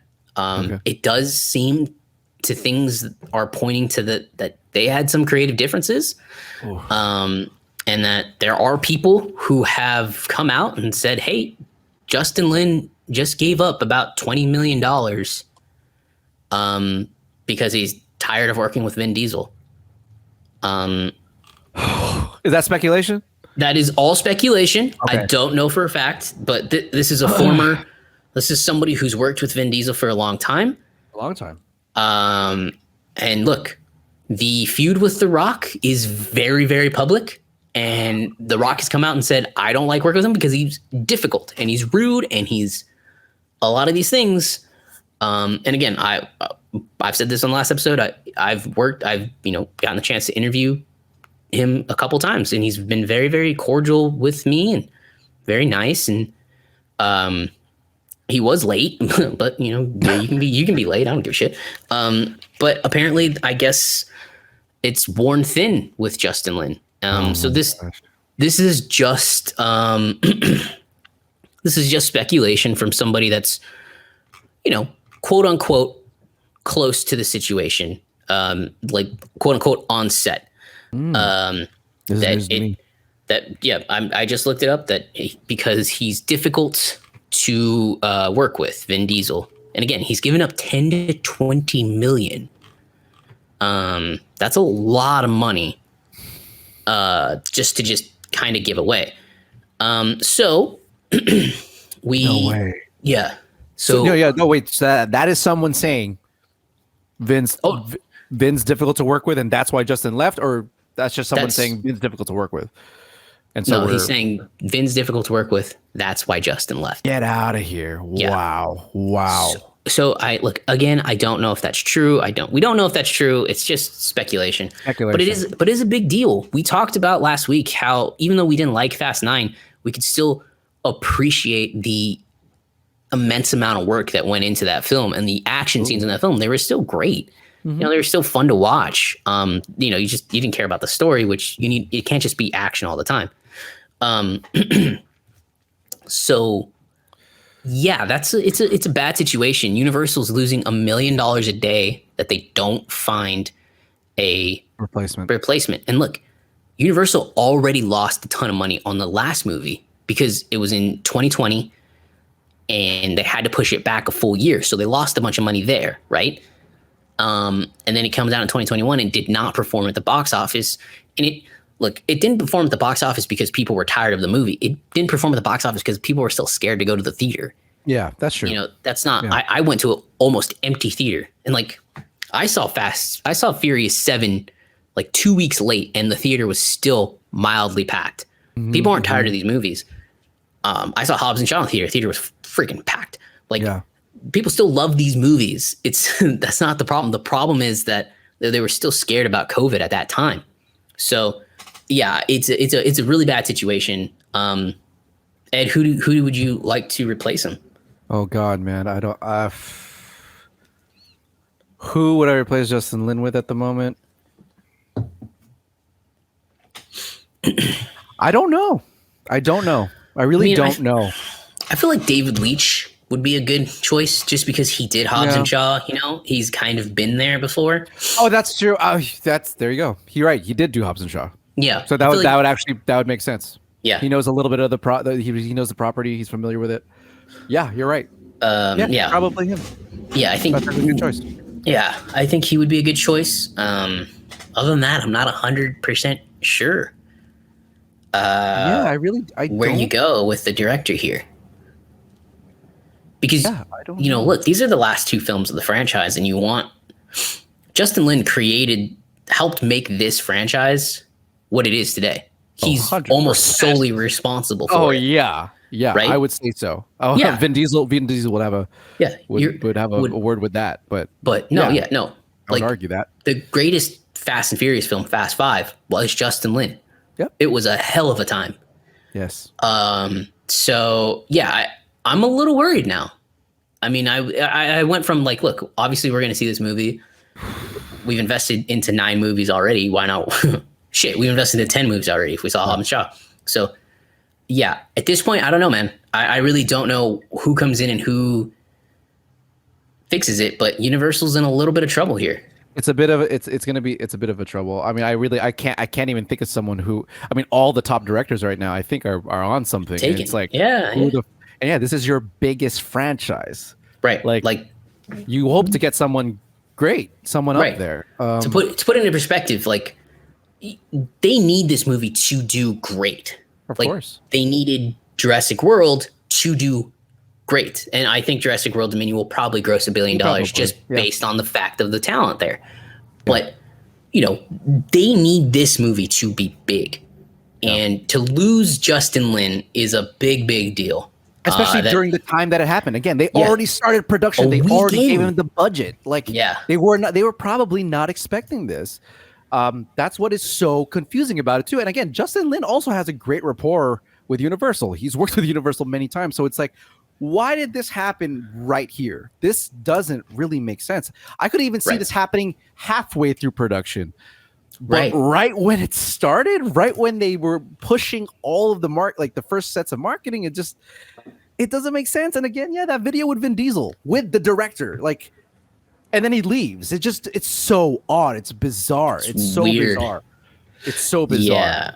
And it just doesn't seem like a move that Universal maybe even suspected. They might have, because if they had known, I'm sure they would have just been like, Justin, you're out. Like, we cannot afford to lose $1 million a day. That just doesn't work for us. So, yeah, I just looked it up right here. Justin Lin replacements. They have reached out. Well, oddly enough, they have reached out to David Leitch. They have reached out unbelievably. Yeah, can't believe I got that. And then they reached out to F. Gary Gray, and they've also reached out to James Wan. This article from IGN says James Wan would probably be the top choice, but James Wan has it's speculating, saying he probably doesn't have any time. Yeah, that's what I'm saying. He's doing shit. He's got Aquaman. I see. That's the thing. It's like, I see of course they're falling back on people who've already done the franchise because they obviously have a familiarity with it. I wouldn't choose any of those people because I didn't like those movies, but those make sense for them to replace them with. Yeah. But I mean, man, I don't know. it's rough. I don't think they would want to. Obviously, I don't think they would want to. But they're in trouble at the moment. And here's the thing. Don't you think why it's not personal? Or that it could be not personal is like Vin. Don't you think they post like? Don't you think Vin would post up something by now? Been like, hey, lost, great buddy Justin Lin, and unfortunately something happened, and we know, but it's okay. He hasn't posted in over a week. So part of me is saying it is because of Vin. And Vin is really good at letting the fans know what's happening. It is a family for the fans, and he hasn't said a damn thing. And it's like, okay, man, like what's going on? It's such an interesting piece of drama. Yeah. Yeah. I mean, I don't know. I mean, I off the top of my head, David Leitch would probably be the best one, and he would probably be the most free. Yeah. Because he's wrapping up Bullet Train right now. I'm sure he's going to do press for that. Is that Universal? That is Sony. Oh, that's a Sony film. Yeah. Okay. Yeah, I think their best move is to probably fall on someone who knows the franchise already. Yeah. Yeah. So it's one of those directors, David Leitch. Yeah. But it is worrisome because it's like, I'm pretty sure Justin Lin's been working on F10 obviously since the end of F9. Yeah. So what they have to like bring this dude in, tell him everything that they've been doing for the last couple of years. What about Rob Cohen? Whoa, yo. That would not happen. But it would be awesome. I mean, I would be like, there's no way. I don't think it's not the movie I think he'd want to make, obviously. But probably true. That's some great ass marketing, though. Imagine if he came back for, like, let's even say for like the last one. 11, yeah. Yeah, I mean, but I mean, that's a lot of money to give up, man. And I don't know why. I just don't see it. I just don't see him doing that kind of movie, though. I don't know. I feel bad for the Fast and Furious franchise right now. I really do. I $1 million, losing $1 million a day. You have Brie Larson signed. You have Jason Momoa signed. So you're spending a lot of money. You're probably somewhere. I would assume you probably have Jason Statham, because it seems like he'll come back, but not The Rock. Right. That'll be there. Like, hey, we got him. I just thought of somebody that would be great. Guy Ritchie.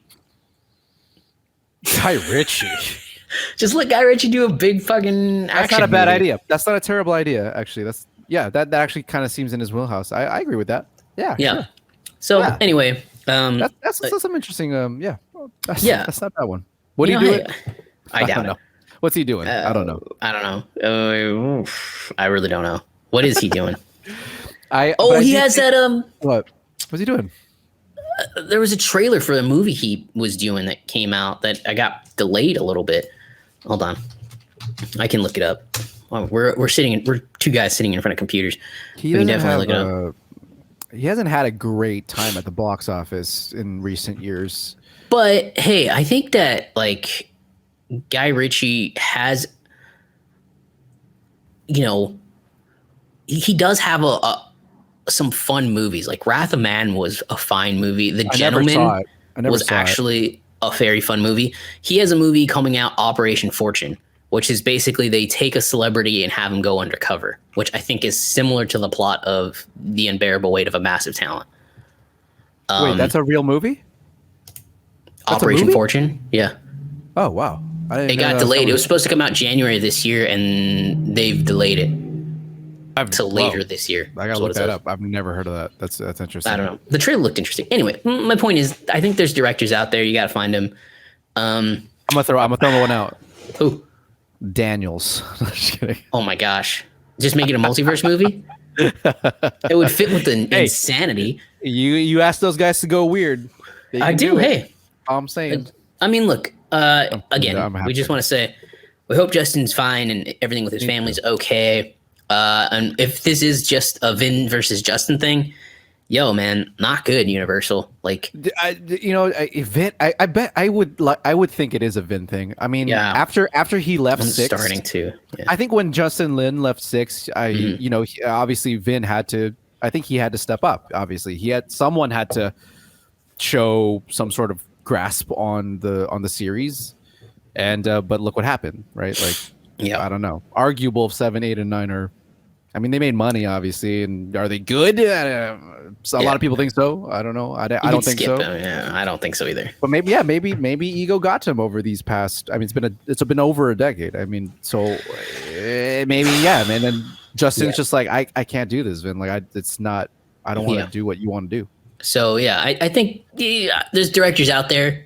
How many are available at the moment? I don't know. I mean, maybe you could find a young director that give him a shot. Give a young director a shot because you need to save money, right? At this point, like Justin Lin's going to cost you $20 million that he just walked away from. You don't have to give that $20 million to somebody else because you're losing $1 million a day. Maybe there's a young director that can come over and take it. I don't know who. I'll say this just by recent memory, Joseph Kalinske, who sorry if I'm forgetting that last name, but he did Top Gun Maverick. Yeah. And so if you want big action done well, he might be the guy. It might be. Hell, he's great, but he's great. He would do honestly.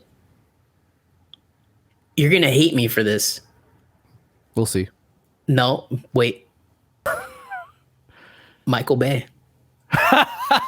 Bay. Universal has a relationship with him. Yeah, you're right. Wasn't Ambulance was Universal? Yeah, so. And they said Ambulance was very good. That if it wasn't, I actually really want to watch it now because I heard. So do I. Fairly good stuff about it. Actually, I've heard nothing but good things about it. That's a brilliant move right there. Michael Bay helming a fast movie. Oh, wait a minute! You have a. Oh my God! This has to happen. I think. I'm on it now. I'm on the Michael Bay for Fast movie. We're gonna cut this as a social clip. Michael Bay for the Fast and Furious movie. Give him the last two. Look. It's a dumb, stupid action film. He is the dumb, stupid action king. Let's fucking do it. And we all know I'm sorry, I keep cutting you off. No, fine. I love this. He has no problem putting an actor or actress into their place. No. He has no problem. Not. So, hey man, I'm all for that. I'm on the fucking chair of the board, dude. Let me do it. Michael Bay, do it. Finish the movies. Finish them. They're too far gone anyway, man. Fucking do it. True. You're true. That's not a bad idea, dude. I'm for you on that one. Yes. But I'm telling you right now, that thing might just crash and burn because you have fucking an unstoppable force meeting an immovable object. Like that thing just might fucking implode. Yeah, you might be right. Yeah, you might be right. But you're absolutely right. I mean, that is not a bad choice. I do like your pick though, Joseph Kalinske, Top Gun Maverick for everybody we heard. You know, I don't know if that's gonna. I don't know what else he's doing, but it might. He's just great. He's a good director. Man. But you're right. But you gotta. That's the thing. You do need someone though who's willing to take it ridiculous. I mean, that's the thing. I think going. How more ridiculous could this get? I'm tired of it. It can get more ridiculous. Are they going ridiculous. this way? Where does it go? Where? Like they already went to space. The center of the earth, man. No. Inward. Yeah, inward. They go inward, bitch. You didn't expect that, did you? The bottom of the ocean. The Meg is gonna show up. Anyway, I do think that I kind of actually want to retract my young director because if it is a young director and he's only had like 2 or 3 credits, can he control? It's a huge cast, dude. Huge cast. Yeah, I mean, we're talking big set pieces. Yeah, like people may not like Brie Larson as Captain Marvel, but I think everyone said she's a very nice person. Jason Momoa is a very nice person. I meant more so, can you control Vin Diesel? Or when Vin Diesel steamroll you? That's a whole other person right there. Yeah, I guarantee you, Tom Cruise kind of steered Kalinske on Top Gun Maverick. I'm not sure you'll have that with Vin Diesel. No, I don't think so. I do not believe Vin Diesel has the exact keen sense as Tom Cruise does for his role. I'm just be honest. Damn, dude, I'm on the Michael Bay train. I'm cutting that as a social. I love that. I love it. Do it. I like it. Let's do it. Like it. Why not? A bad idea. It's not. Why not?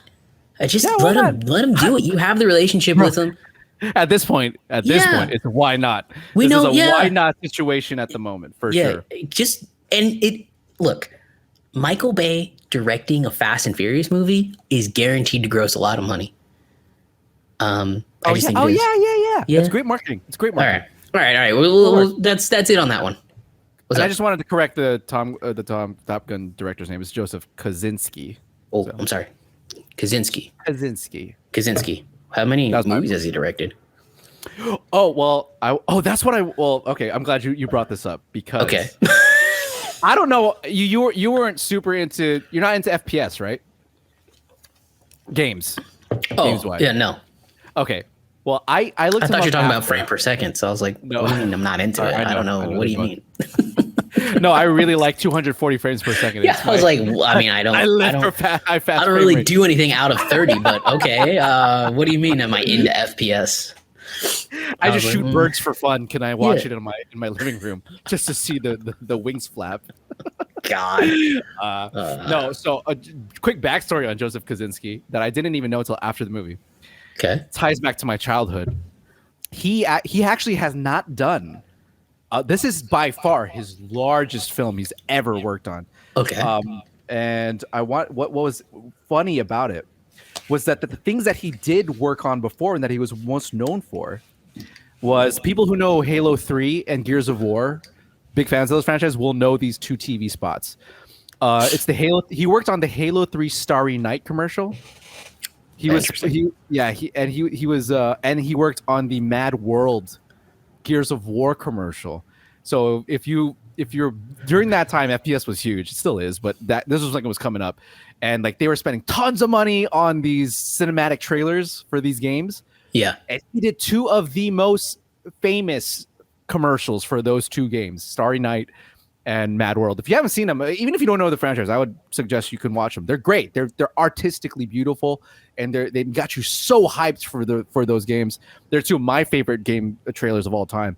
And so yeah, he worked on those trailers. So that's where he comes from. And the only other movie he'd ever done before was Tron Legacy. That was his directorial debut, was Tron Legacy, which I didn't. Who does this guy know in Hollywood that Tron Legacy was his directorial debut? I don't know. Well, good for him. He comes from CGI, so that's I guess that movie's CGI heavy. Yeah.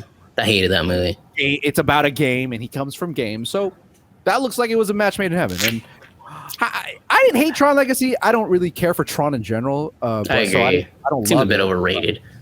But hey, I hated Tron Legacy. I did not enjoy that movie. No, I've seen it twice, and I'm just like. Because I saw it a little bit younger when it first came out. I mean, like younger, I say I was a teenager. And I've seen it again recently, and I was like, oh man, I cannot get into that. I do not like this. Weird. I'm not that into it either. I didn't think it was terrible. But I don't think yeah, Kosinski, anyway. That'd be great. Michael Bay is great. I don't know. Interesting situation. Less interesting, but still another director leaving a franchise, Ed, was John Watts has exited the Fantastic Four movie. Now, Marvel is famous for having disagreements with directors on their properties. Look, Scott Derrickson left Doctor Strange in the Multiverse of Madness 2, which, hey, by the way, that all worked out because we got Sam Raimi. But there's other times when it didn't work out. Patty Jenkins, she left Thor 2, and that movie was a bit of a mess. Edgar Wright left Ant-Man. And look, Ant-Man was a fun movie, but an Edgar Wright take on Ant-Man could have been even funner. Man. That would have been probably good. Yeah, so like, there's been some good, there's been some bad. Yeah, so John Watts, he left, and he let just a little statement out. He's like, I just need a break from superhero films for a minute. Wasn't bad. He's just like, I'm tired. I'm tired of superhero films. But again, he had pretty much the same schedule as Tom Holland on these Spider-Man films, and we got a Spider-Man film every 2 years. It's grueling. No, it's grueling. It was crazy. All he was thinking about. Yeah. And I'm sure he was in pre-production hell 24/7, then post-production. So yeah, this one makes a little bit more sense to me. He just needs a break. They'll find another great director. So I'm not worried about it. What about you? No, not worried about it at all. Yeah. I think it's not until No Way Home did I actually see, for me, that he was the right guy, a fantastic director in and of himself. Like he handled the first two films just fine, but ultimately I thought they were okay. And I wouldn't say John Watts was like, it showed off his directing particularly that well, but No Way Home did, and I was like, this guy knows what he's doing. No Way Home, he it was a directing masterclass. He did a fantastic job. I don't think I would have picked Absolutely. anyone else to do it after seeing it. Exactly. So yeah, I'm all for him taking a break on it. I'm sure they'll get a new director in no time. I'm assuming it's probably the next big franchise to launch for Marvel. So I'm assuming we'll probably see it in 2025. And they got to get this 2024. one right, I'm sorry. They got to get this one right. They do have to get this one right. There's no more chances with this. 3 movies already that were like, what the fuck? Yeah. And they need to get this right. And the Fantastic Four, they are a massive part of Marvel Comics and things that they've not been able to talk about. I mean, Galactus is a Fantastic Four villain. Silver Surfer is a Fantastic Four villain / hero partner. Yeah, Doctor Doom, the next big, huge villain, is a Fantastic Four villain. They have to get the casting right. They have to get this movie right. So they'll find the right guy to do it. I have no doubt this film is going to be they're going to be one of the centers of the MCU. Bless you, for sure. Yeah, they're going to be the center. Like, they're going to be big players. Centerpiece. Yeah, Reed Richards and yeah, it's going to be pretty massive. So like you said, just from the villains alone, they are the starting point for those huge villains. Right. So yes. 100%. So he's left, but some news about him, believe it or not, Sony is reportedly actually actively back in talks with him to direct the next trilogy of Tom Holland films. That talks have begun with Tom Holland and Zendaya and John Watts. Okay. So, I mean, he could have exited because he said, I know I'm going to go into talks and it's going to be another 8 years of Spider-Man films. And look, some directors live their lives doing the one big franchise. And if that's what he wants to do, like most people only know Peter Jackson for Lord of the Rings. Yeah, but at the same time, he's done a lot more than just those now. Although, yeah, he did do 6. Then he did The Hobbit. But it's rare. It's still rare. Like, who other than Pete Jackson has done 6 films in a row in the same franchise? James Cameron. In the same franchise? Oh. Okay, you got me there. Yeah. Goddamn, that's. But I mean, James Cameron is practically married to Avatar legally by now. John Watts can do whatever he wants, and do you want to spend the next 10 years on on the next 3 Spider-Man films? I wouldn't be surprised. He has because other things he'd want to do. Is all I'm saying. Like he maybe like feel a connection to this character, and he just wants to keep the character going the way he wants to do it. And I wouldn't be surprised with that. I'm sure if Kevin Feige says yes, and like again, maybe our theories are right. Maybe by the 3rd in the sequel trilogy, he will die, and John Watts wants to see this Peter. He wants to take this Peter Parker from 15-year-old kid and brat to man that saves the universe multiple times and dies a hero.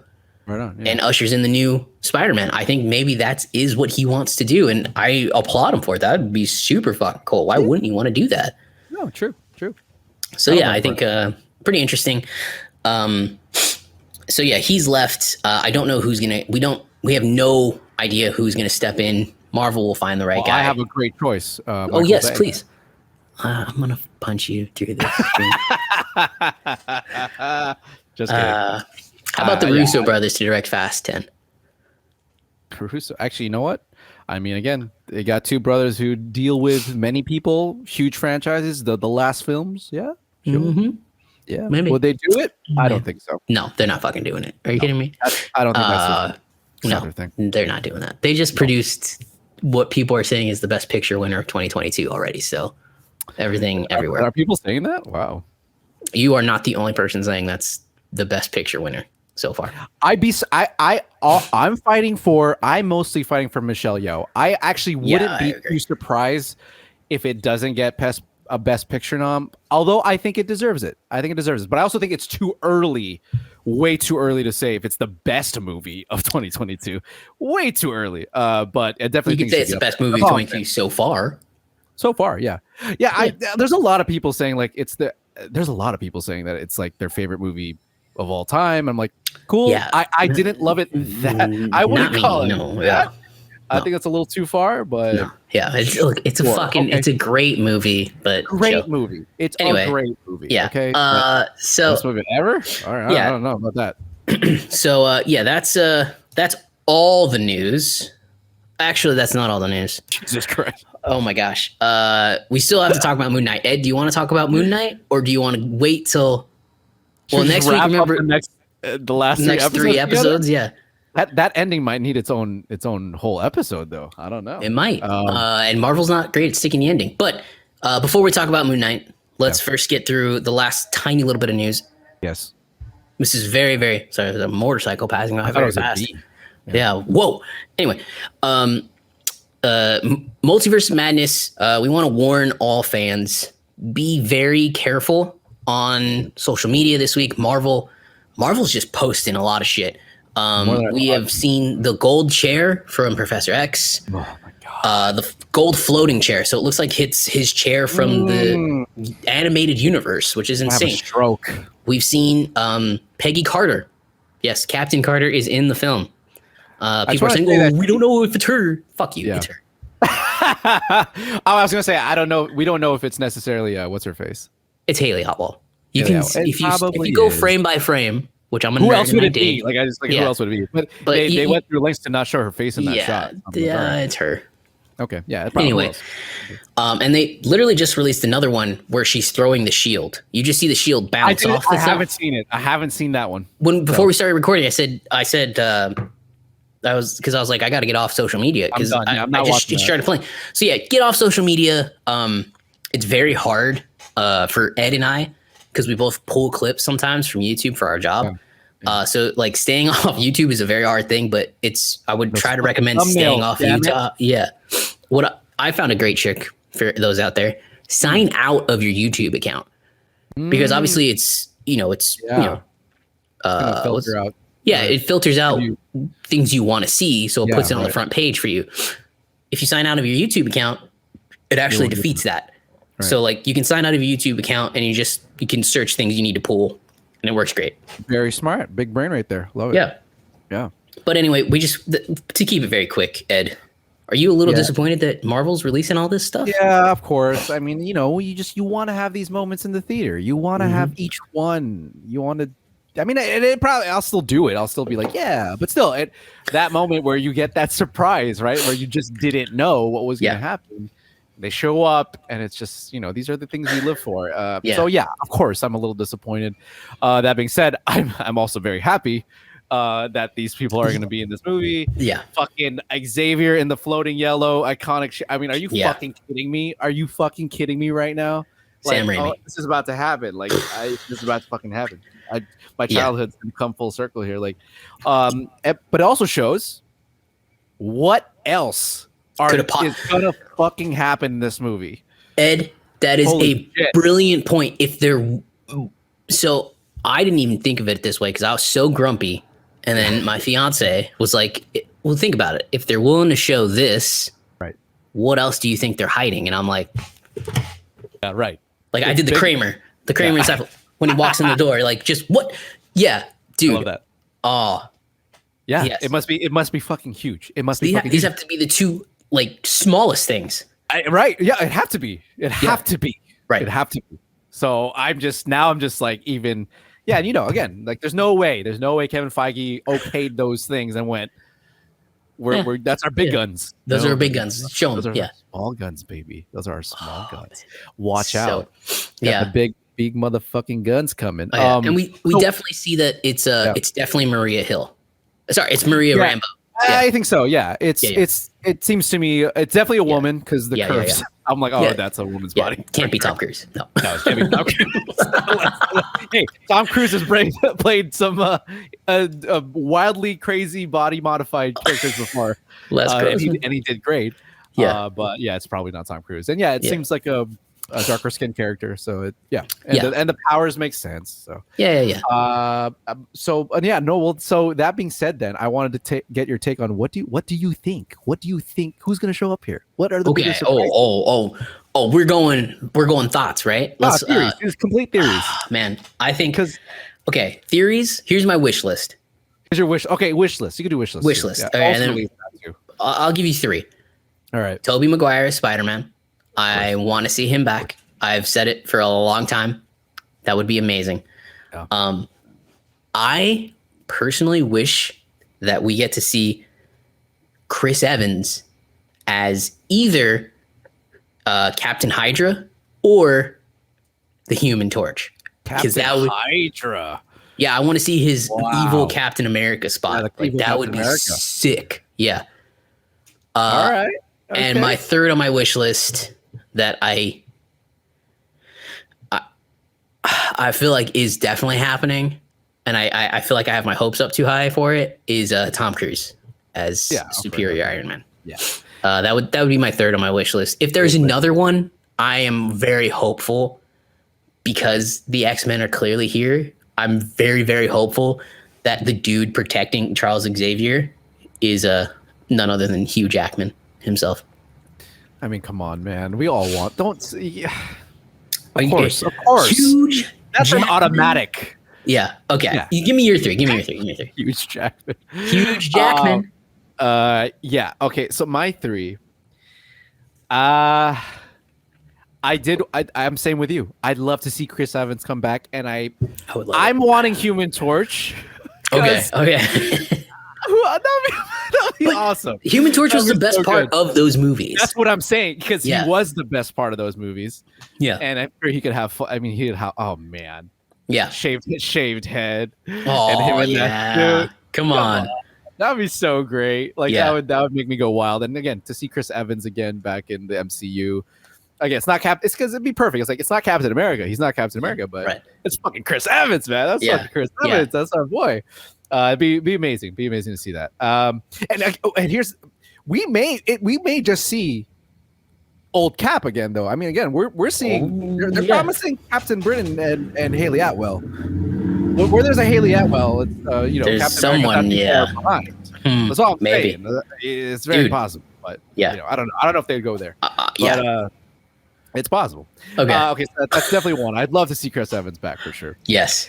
The Tom Cruise thing. Of course that's on my list. Of course it's on my list. But I'm really fighting. I'm really wondering how probable is that? I'm not sure anymore. Like I think about this. I'm like, Tom Cruise. When did he have time? When did he have time? He's like throwing the hammer down on people. Like, wait, maybe that's why Mission Impossible got pushed a year. Would he risk that? He had to stop production to do. First of all, Tom Cruise would risk that because he's Tom fucking Cruise. But second, I don't know. I don't know. I'm getting too excited. I don't know. Second, I didn't have a second. That's where I'm like, I feel like I'm putting that on. Like that's just a Hail Mary. I just don't like Tom Cruise in the MCU as fucking Iron Man. It's like, okay, yeah, I'd love that, but that's like such a long shot to me. Okay, but it does seem like a long shot, but you have to explain to me, why is there Ultron bots? Not Ultron bots. Why is there like Iron Man Centurion bots? Are those X-Men things? Who made it work? Yeah. Yeah, or did an Iron Man build it? Because what if it's fucking Robert Downey Jr. and Marvel's just trolling us? I mean, that would be. I would lose my mind. I'd be sprinting down the theater. Let's fucking go. He's back. You running back and forth. And he's back. You sons of bitches. He's back. Bothering other people in the wheat shows.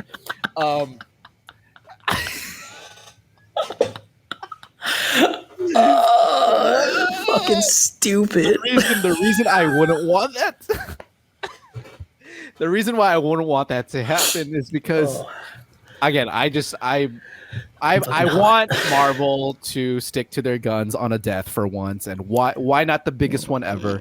I like the idea. Right. I like the idea of still keeping RDJ away for a bit. That's fine with me. I really don't. Yeah. Okay. Fine. Sure. I like that for a bit. Like eventually, I want to miss him so that later it's like I'm gonna cry like I saw Tobey Maguire. Like that's what I want. Yeah. Okay. Fair. Because he's done enough. I think he's done more than enough. I love RDJ, but if it were to happen, of course, I'm not gonna be fucking like boo. Right. I'm not gonna be like that's bullshit. Anyways, so I'm gonna leave the Tom Cruise thing a little bit to the side first because I don't know how to feel about that because I don't know if that's fair. I'll give a little more things that I think are likely. Here's an X-Men one. Here's the thing. Another X-Men has to show up. I would, yeah. I think you got to introduce at least one more X-Men. So if it's if it's huge fucking Jackman, Jesus Christ, like That's home see, run. I have the same vein of thinking. Another X-Men has to show I think up. another right? X-Men has to show up in some Right. vein. So who I want, and this is going to be a little bit weird, Okay. but I actually would want Rogue to show up, like another Rogue. And here's why I think not Anna Paquin. no, not Anna Paquin, because I think that's gone. That's why I think it's perfect, is because she isn't a part of that new universe with the younger, or they try to reboot it with all those motherfuckers. Like that never happened, right? Yeah, She's supposed to show up. Mm-hmm. She was supposed to show up in Apocalypse, right? Oh, that's right. Yeah, it was supposed to, and it didn't happen. Right. So I think that character, who's a humongous character, I've heard in the comics that like she's a huge part of. There's something that happens with the Marvels actually, where she's responsible for something with the Marvels. I think it'd be great to bring back Rogue because we haven't seen her in so long. Let's introduce a new actress to play her, the white streak in the hair. I think that would be a beautiful, like, oh wow, cool. okay, this is really starting something new. Yeah, that's a cool thought. I haven't thought about Rogue. I think that's a very cool thought. I think it should be pretty cool to show up, and it wouldn't be too much of a risk, right? I think it's a perfect balance of like, oh, something really, really new that's not like tied to like the last X-Men's that have happened. But if it's anybody else too, I like it. Like, okay, yeah, so I think that'd be a cool choice. I'd be digging that. And then for the third, I mean, is it too much to ask that we introduce the Fantastic Four in some capacity, John Krasinski or something? I mean, everyone keeps saying John Krasinski, and I just don't know if it's going to happen. I'm not sure if it's John Krasinski, but could we get a Reed or a I think we could. I think that's probably your safer. So, yeah, I think I would want a Fantastic Four. I'd want to see. I think I'd want to see someone. It's not going to be. I don't think it's going to be The Rock or not The Rock. What's his name? What's the bolt? Like the guy? What's his name? The Thing. Oh, the Thing. The Rock. The actual Rock. Sorry, I was gonna fuck things up there. The Thing. Sorry. What's his name? I was like, The Rock. We weren't talking about. I was so thrown. I was like, wait. Sorry. Black Adam's just gonna show fucking up and wreck shit. I was like, oh, I shouldn't have said The Rock. Like the moment I said it. Yeah, Fantastic Four. I think that would make sense to me. They've thrown it up, so. Yeah, I think we need to see X-Men. It'd be nice to see a Fantastic Four again, like building up these groups of people, like these groups that need to come in would be, I think are my top choices. Yeah, be really great. Yeah. So okay, I'm with it. You know what would be funny? It's just a really strange one that's definitely not happening. Good Loki. Oh, a good Loki. Interesting. Well, yeah, like if Loki's. Hold on a minute. Isn't he supposedly possibly showing up in this too? Some people were saying he's in this. At this point, everyone's supposedly showing up. We don't really know, but I think yes, it was a rumor that he was showing up. Yeah. Because I mean, so, again, he does. They do open up the multiverse in a sense at that end of Loki, so maybe they show up. Yeah, that'd be great to see too, but that's not a surprise. Yeah, I agree. So believe it or not, fans, that is the end of our news segment. Again, CinemaCon, so much shit. Most importantly, Avatar 2 and Top Gun Maverick. Absolutely. Ed loved it. A lot of people have loved it. Yeah. It's going to be worth it. And then also, let's not forget the most important thing to come out of that topic, the last news segment, Michael Bay to replace Justin Lin. Yes. Hashtag Bay and Furious. Sure. Yeah. Furious and the Bay. Michael is furious. Furious Bay. Furious Bay. Oh, that's it. That's Furious the one. Bay. Furious Bay. Good job, Ed. Hashtag Furious Bay. And lastly, a lot of Multiverse of Madness stuff coming out. John Watts also exiting Fantastic Four. They'll find another fantastic director. We know that. Yeah. And then lastly, lots of Doctor Strange footage is going to be dropping this week. Be careful. The premiere is tomorrow. We really want to preface to everybody, be careful what you look for online. There's always that one douche that decides he's going to ruin the movie, as with Eternals. He said, oh, I can't believe Arrow shows up in the post-credit scene, and Blade and Black Knight. I remember looking at that tweet after watching the movie, and I was like, why would someone do this? I hope you never get invited to another screener. The jokers of the world, man. They just want to see the world. Yeah, so there are people out there actively looking to ruin the movie for you. Yeah. So just be careful. And then also don't ask me.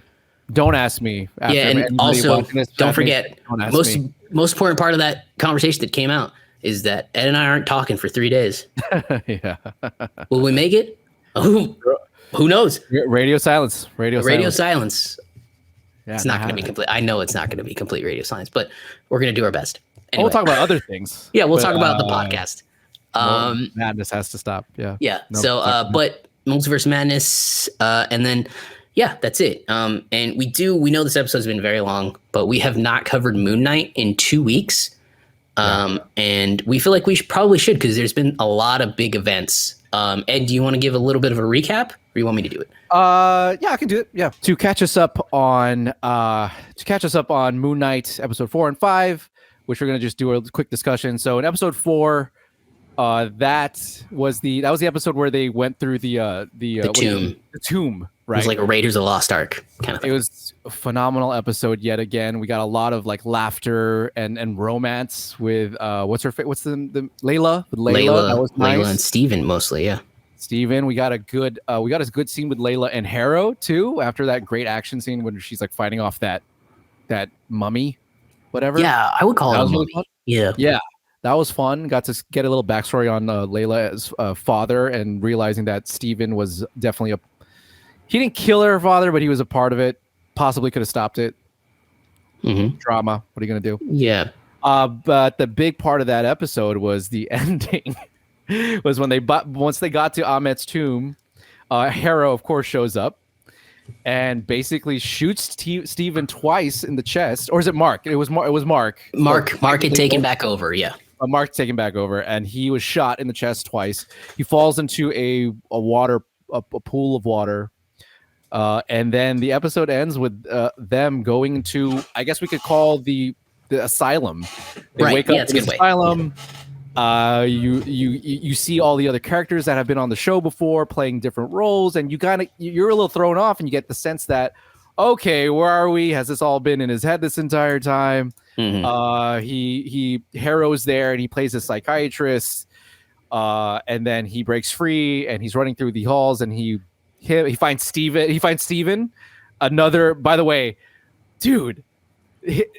Mark and Steven being next to each other physically, and then the CG. I don't know what combination of CGI and body double camera work is going on, but it's seamless. Like just seamless. It's beautiful. It's crazy. It's crazy. It's really good. It's Oscar Isaac acting against Oscar Isaac. It's beautiful. But the episode ends on on a hippo?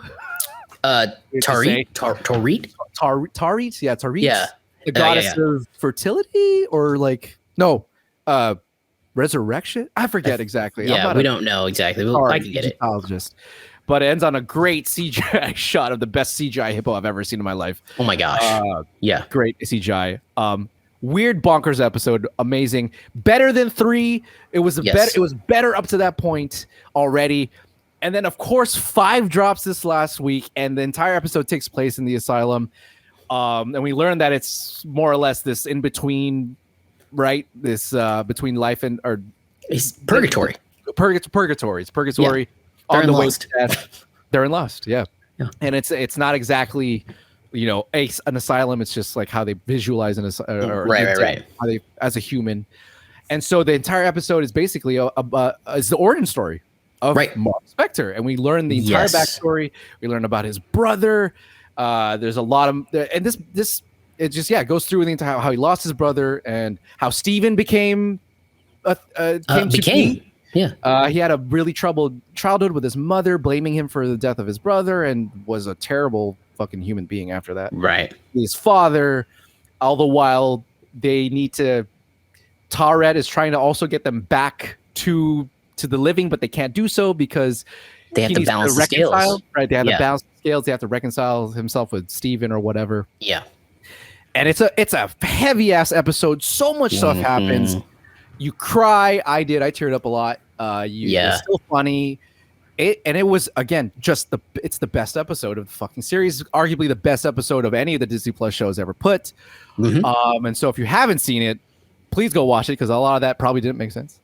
But go watch it. Yeah, probably didn't make sense. But Alex, This show keeps getting better. I think it is as of right now. Even if number 6 isn't so great like the other ones were, I think I can confidently say this is probably my favorite Disney Plus show yet.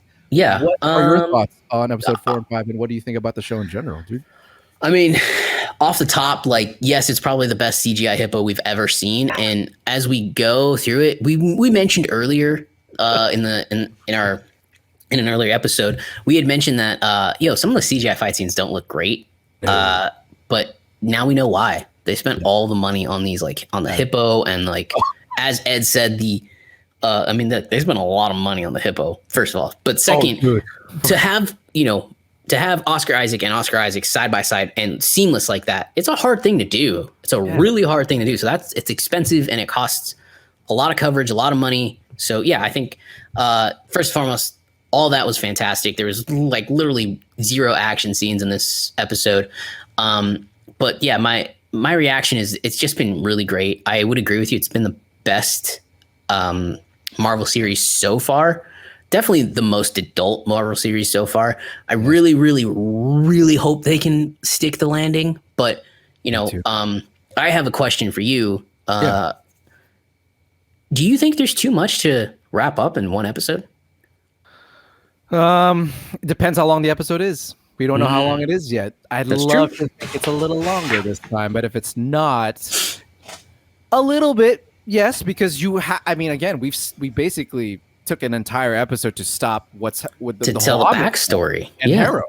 We've stopped all that to tell the backstory, and so you have all that in and of itself.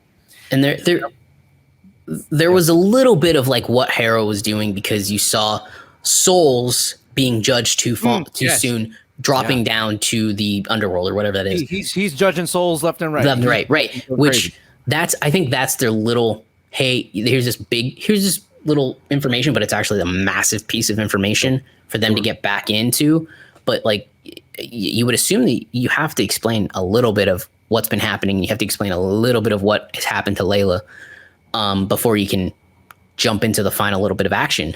By the way, it would be amazing if there was this huge time jump, because like we actually get into it. Like he's like taking over Egypt or some shit. That'd be fucking awesome. That'd be cool. Actually, that'd be a wonderful way to just kind of sweep it aside. Yeah. So going back to these last 2 episodes, fantastic. Episode 4 was like very cool, very fun, very, Raiders of the Lost Ark, action adventure kind of stuff. Layla, she's so cool and like capable, and Steven's so incapable. And it's really funny. Like the dynamic is really funny. And I remember there was a massive backlash from people, from like, I guess, hardcore fans. Because Stephen Grant in the comics was a billionaire. He's a billionaire playboy. And they completely changed him to this like incapable person. They're like, of course you have all these idiots that are going, of course they like, girled him up and sheet him up a little bit and they can't do anything. And it's like, bro, there's already a billionaire playboy. They don't need another one. Like you can't, because you're automatically going to get compared to the only billionaire playboy in the MCU. So you changed him. And I think his change is fantastic, and then, he was so like, you kind of like started to finally really like his character in the 4th episode. And then you see in the 5th episode how he was created, that you see that it is Mark the entire time. And you see that Mark, first of all, Mark's mom, probably the worst parent in the MCU. Jesus, Thanos. Yeah, exactly. And I love, this is one of the first times, I don't know, I'm not a huge comic book nerd, but it's kind of flipped, like where it's not an origin about a hero that starts from a parent that died. It's a parent who's completely terrible. Right. Wow. Awful. What a story. Yeah. What an adult thing. Dude. It's crazy. So right. So great. Yeah. And you get this backstory for him that's just so heartbreaking. And he sticks around for so long, and the dad tries to keep him around. And it's like, what?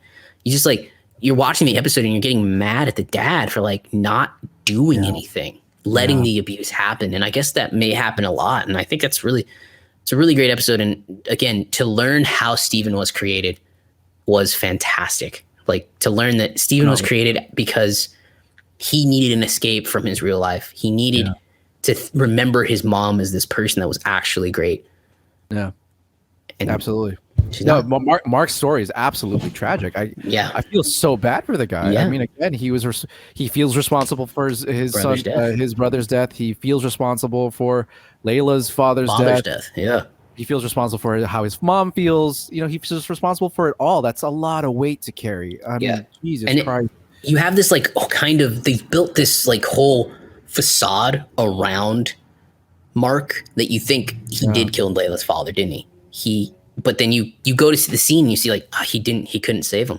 Yeah, he couldn't save him. Yeah. Yeah. And he tried. He tried to do the right thing, and you see that you get the backstory to his parents and his mom, and you see that he tried so hard, and this is the role he's in.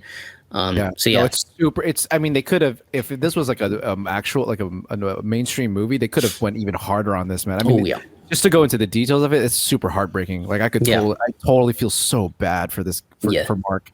And you get to see, you really see why he was forced to do the things he had to do. And but he's, at the end of the day, he still is just trying to do good. You know, that's what makes him a hero, even though he's so broken. Like what a heartbreaking thing. So immensely broken. Yeah, I love that entirely different angle we've taken on a hero in the MCU now. And I'm glad that Marvel had the balls to go there. And to capitalize it nonetheless. And I think it's pretty clear that Oscar Isaac fought for that hard as a producer on the show too. That he knew he was capable, and he's like, no, let's go, let's go all the way in. That scene where he can't. His mother's dead, right? His mother dies, and he can't go in, and then he walks away, and he's just bawling his eyes out. He falls onto the floor. I'm just like, that's. And then he wakes up, and it's Steven. And he's just confused, like, oh my god! And then he's on his phone. He thinks he's on the phone with his mom. I'm like, oh my god, Steven. Scene. Oh yeah, no. Steven was the coping mechanism to get through, to help him get through his life. That's, everyone talks about, you create these coping mechanisms. Steven is the coping mechanism. Absolutely. And and I you know, to kind of reverse that for somebody with this disorder, can you imagine how heartbreaking it is to find out that you're not the original? Yes. That you're exactly. You feel for both of them. Isn't that crazy? Yeah. Yeah, like, exactly. You like feel for Steven, like, yeah, my life was a lie in a sense, right? Everything. Yeah. I remember was not true. And that was actually brilliant too, is that I guess it makes sense now, but I wasn't sure if he made up his own mom completely.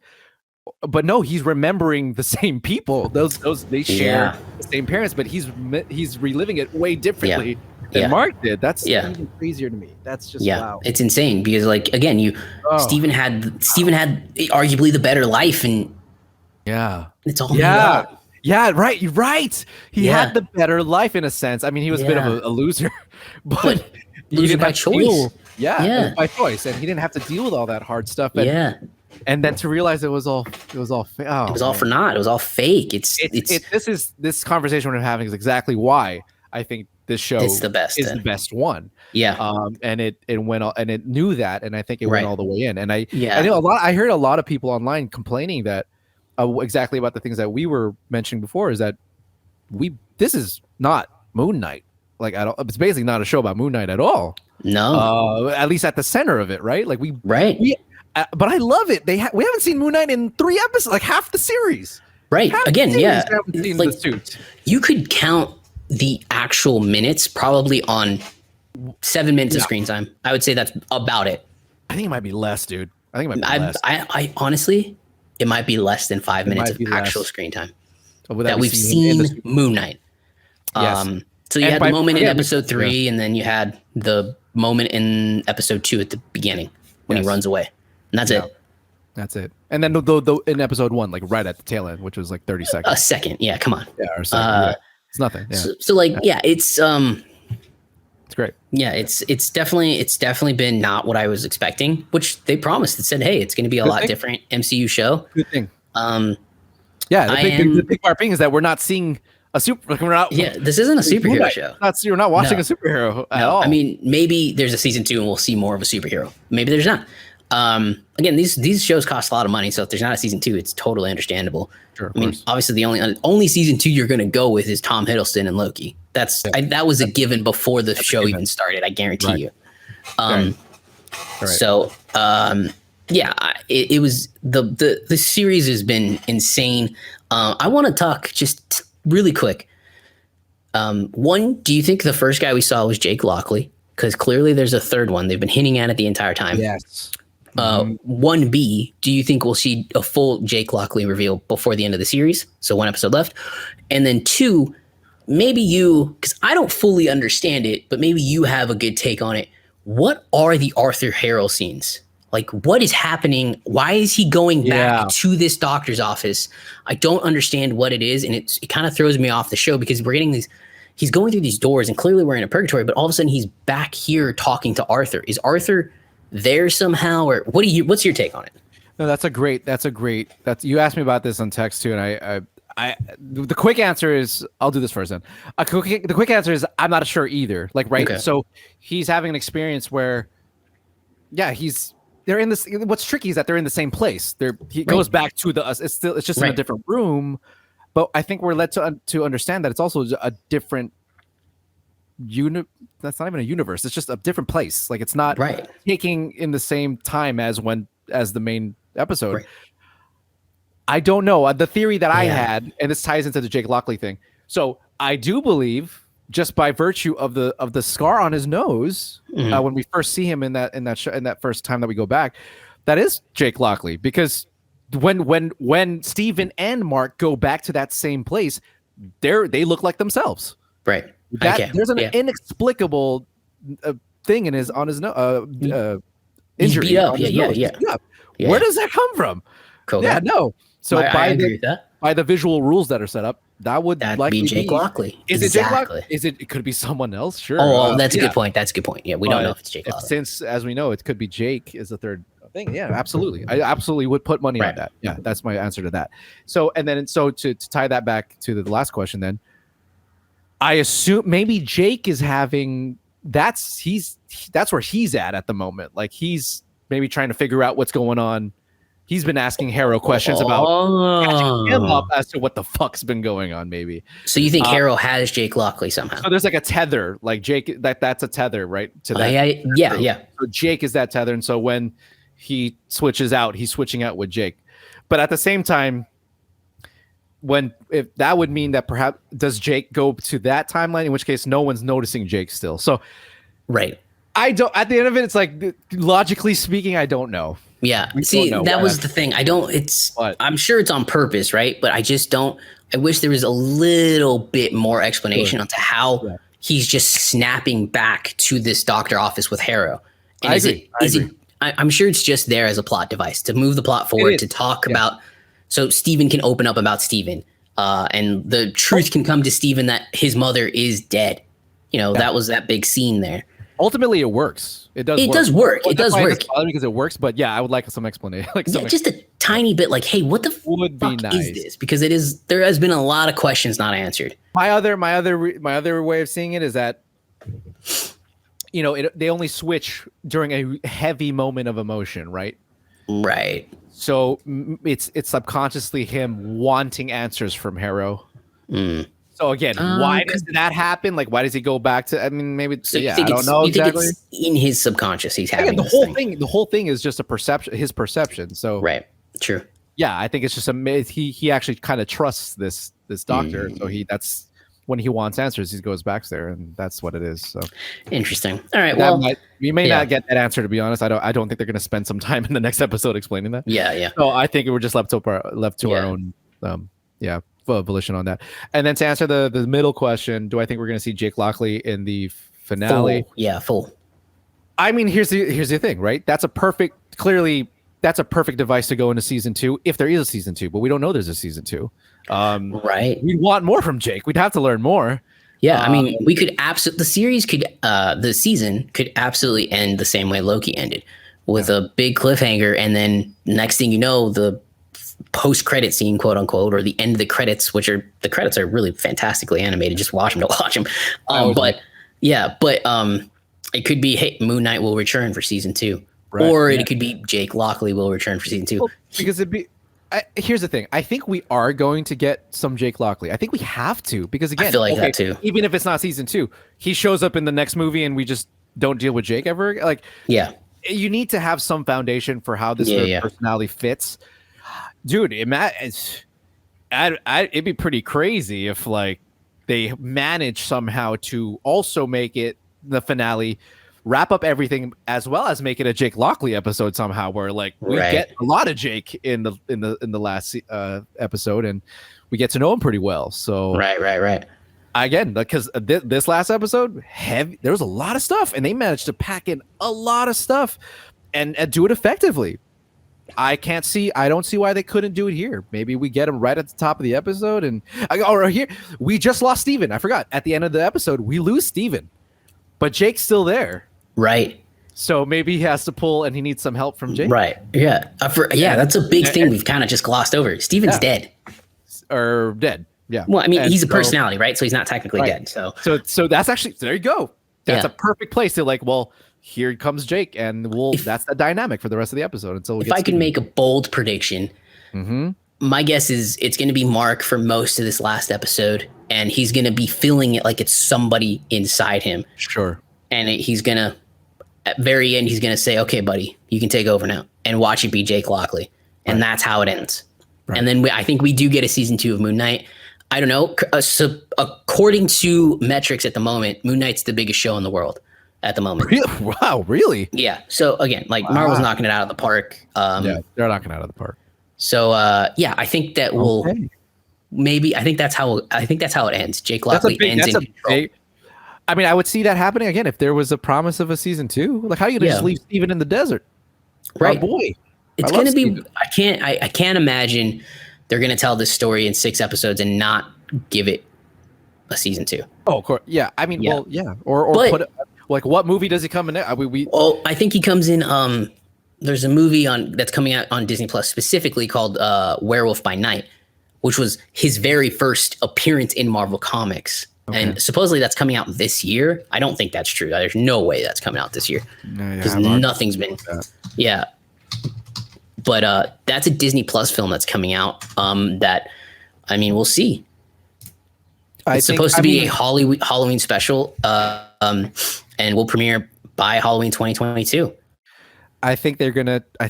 It's been in production, so because, like, again, he's not slated to appear in any. Again, who knows? Maybe he does, but he's not slated to appear in any of the upcoming films. And so, like, how do you fit him? I don't know. And I don't think we can go that long without another Moon Knight series. So I'd hope it'd be a season 2. I'd love to see a season 2.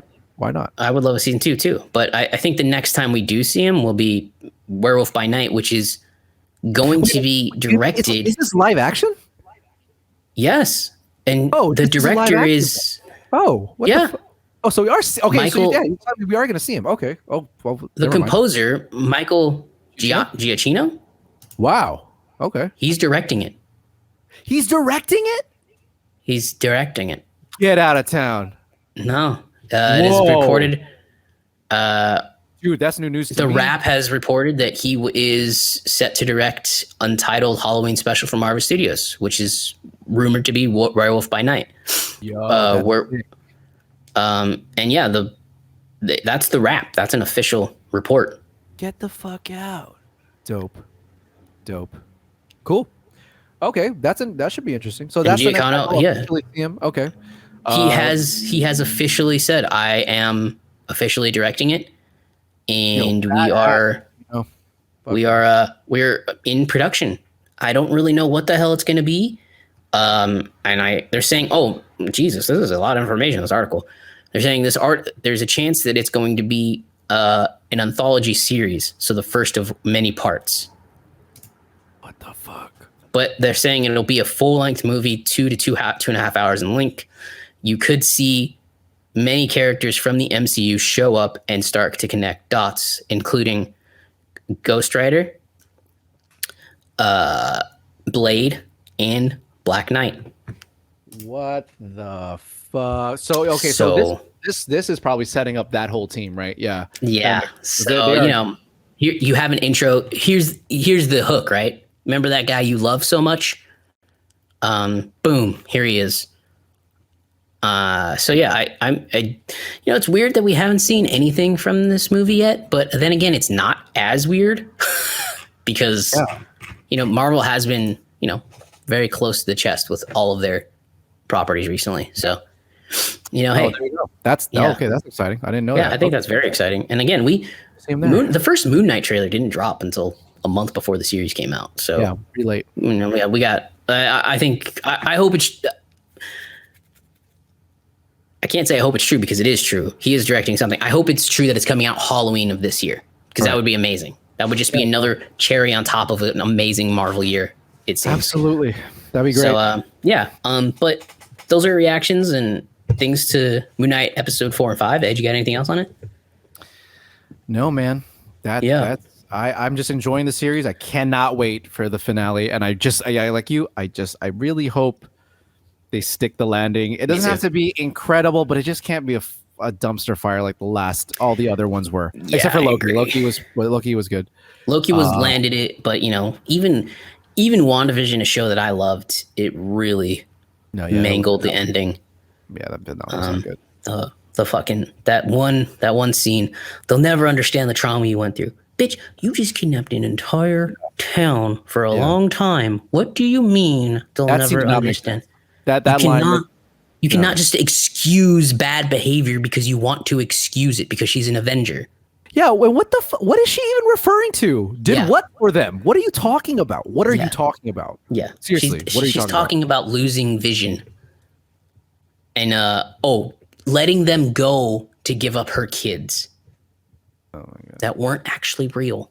So yeah, they weren't real. It's arguable if they let's that scene ruined that episode for me. I was like, yo, there has to be a consequence. She cannot just be like, oh, I get away with it. But apparently that will be touched on in Multiverse of Madness. It's pretty clear she's not necessarily out of that. Yeah, it's pretty clear that someone's holding her accountable somewhere. Yeah, good. They should. Yeah, that's ridiculous. I really that was so stupid. So super stupid. Anyway, if you've made it to this point, thank you so much for sticking around for that long, very long episode, 2.5 hours plus on this. But there was so much stuff out of CinemaCon. I mean, CinemaCon at this point is bigger than Comic-Con. Jesus. Very true. We don't even know what's happening for Comic-Con this year. I don't know. No, I don't know either. But yeah, that's CinemaCon news. Fast 10, Michael Bay, hashtag. John Watts exits Fantastic Four. And of course, Moon Knight 4 and 5. And then very, very, very, very big shout out to everyone that keeps watching our Instagram reels. We're really glad you guys like them and you guys find them very funny. We're getting a lot of good reviews on them. It's been funny. It's been fun. It'll only get better. It'll only get better. It'll only get better from here. Thank you so much for listening, watching, subscribing. I just want to remind you guys, if you don't want to watch the whole episode, there are little clips now on YouTube that go up. We call them slices. Oh yeah, the pizza slices. Pizza slices. Yeah, I just call them slices. Yeah. Oh, slices. Oh, sorry.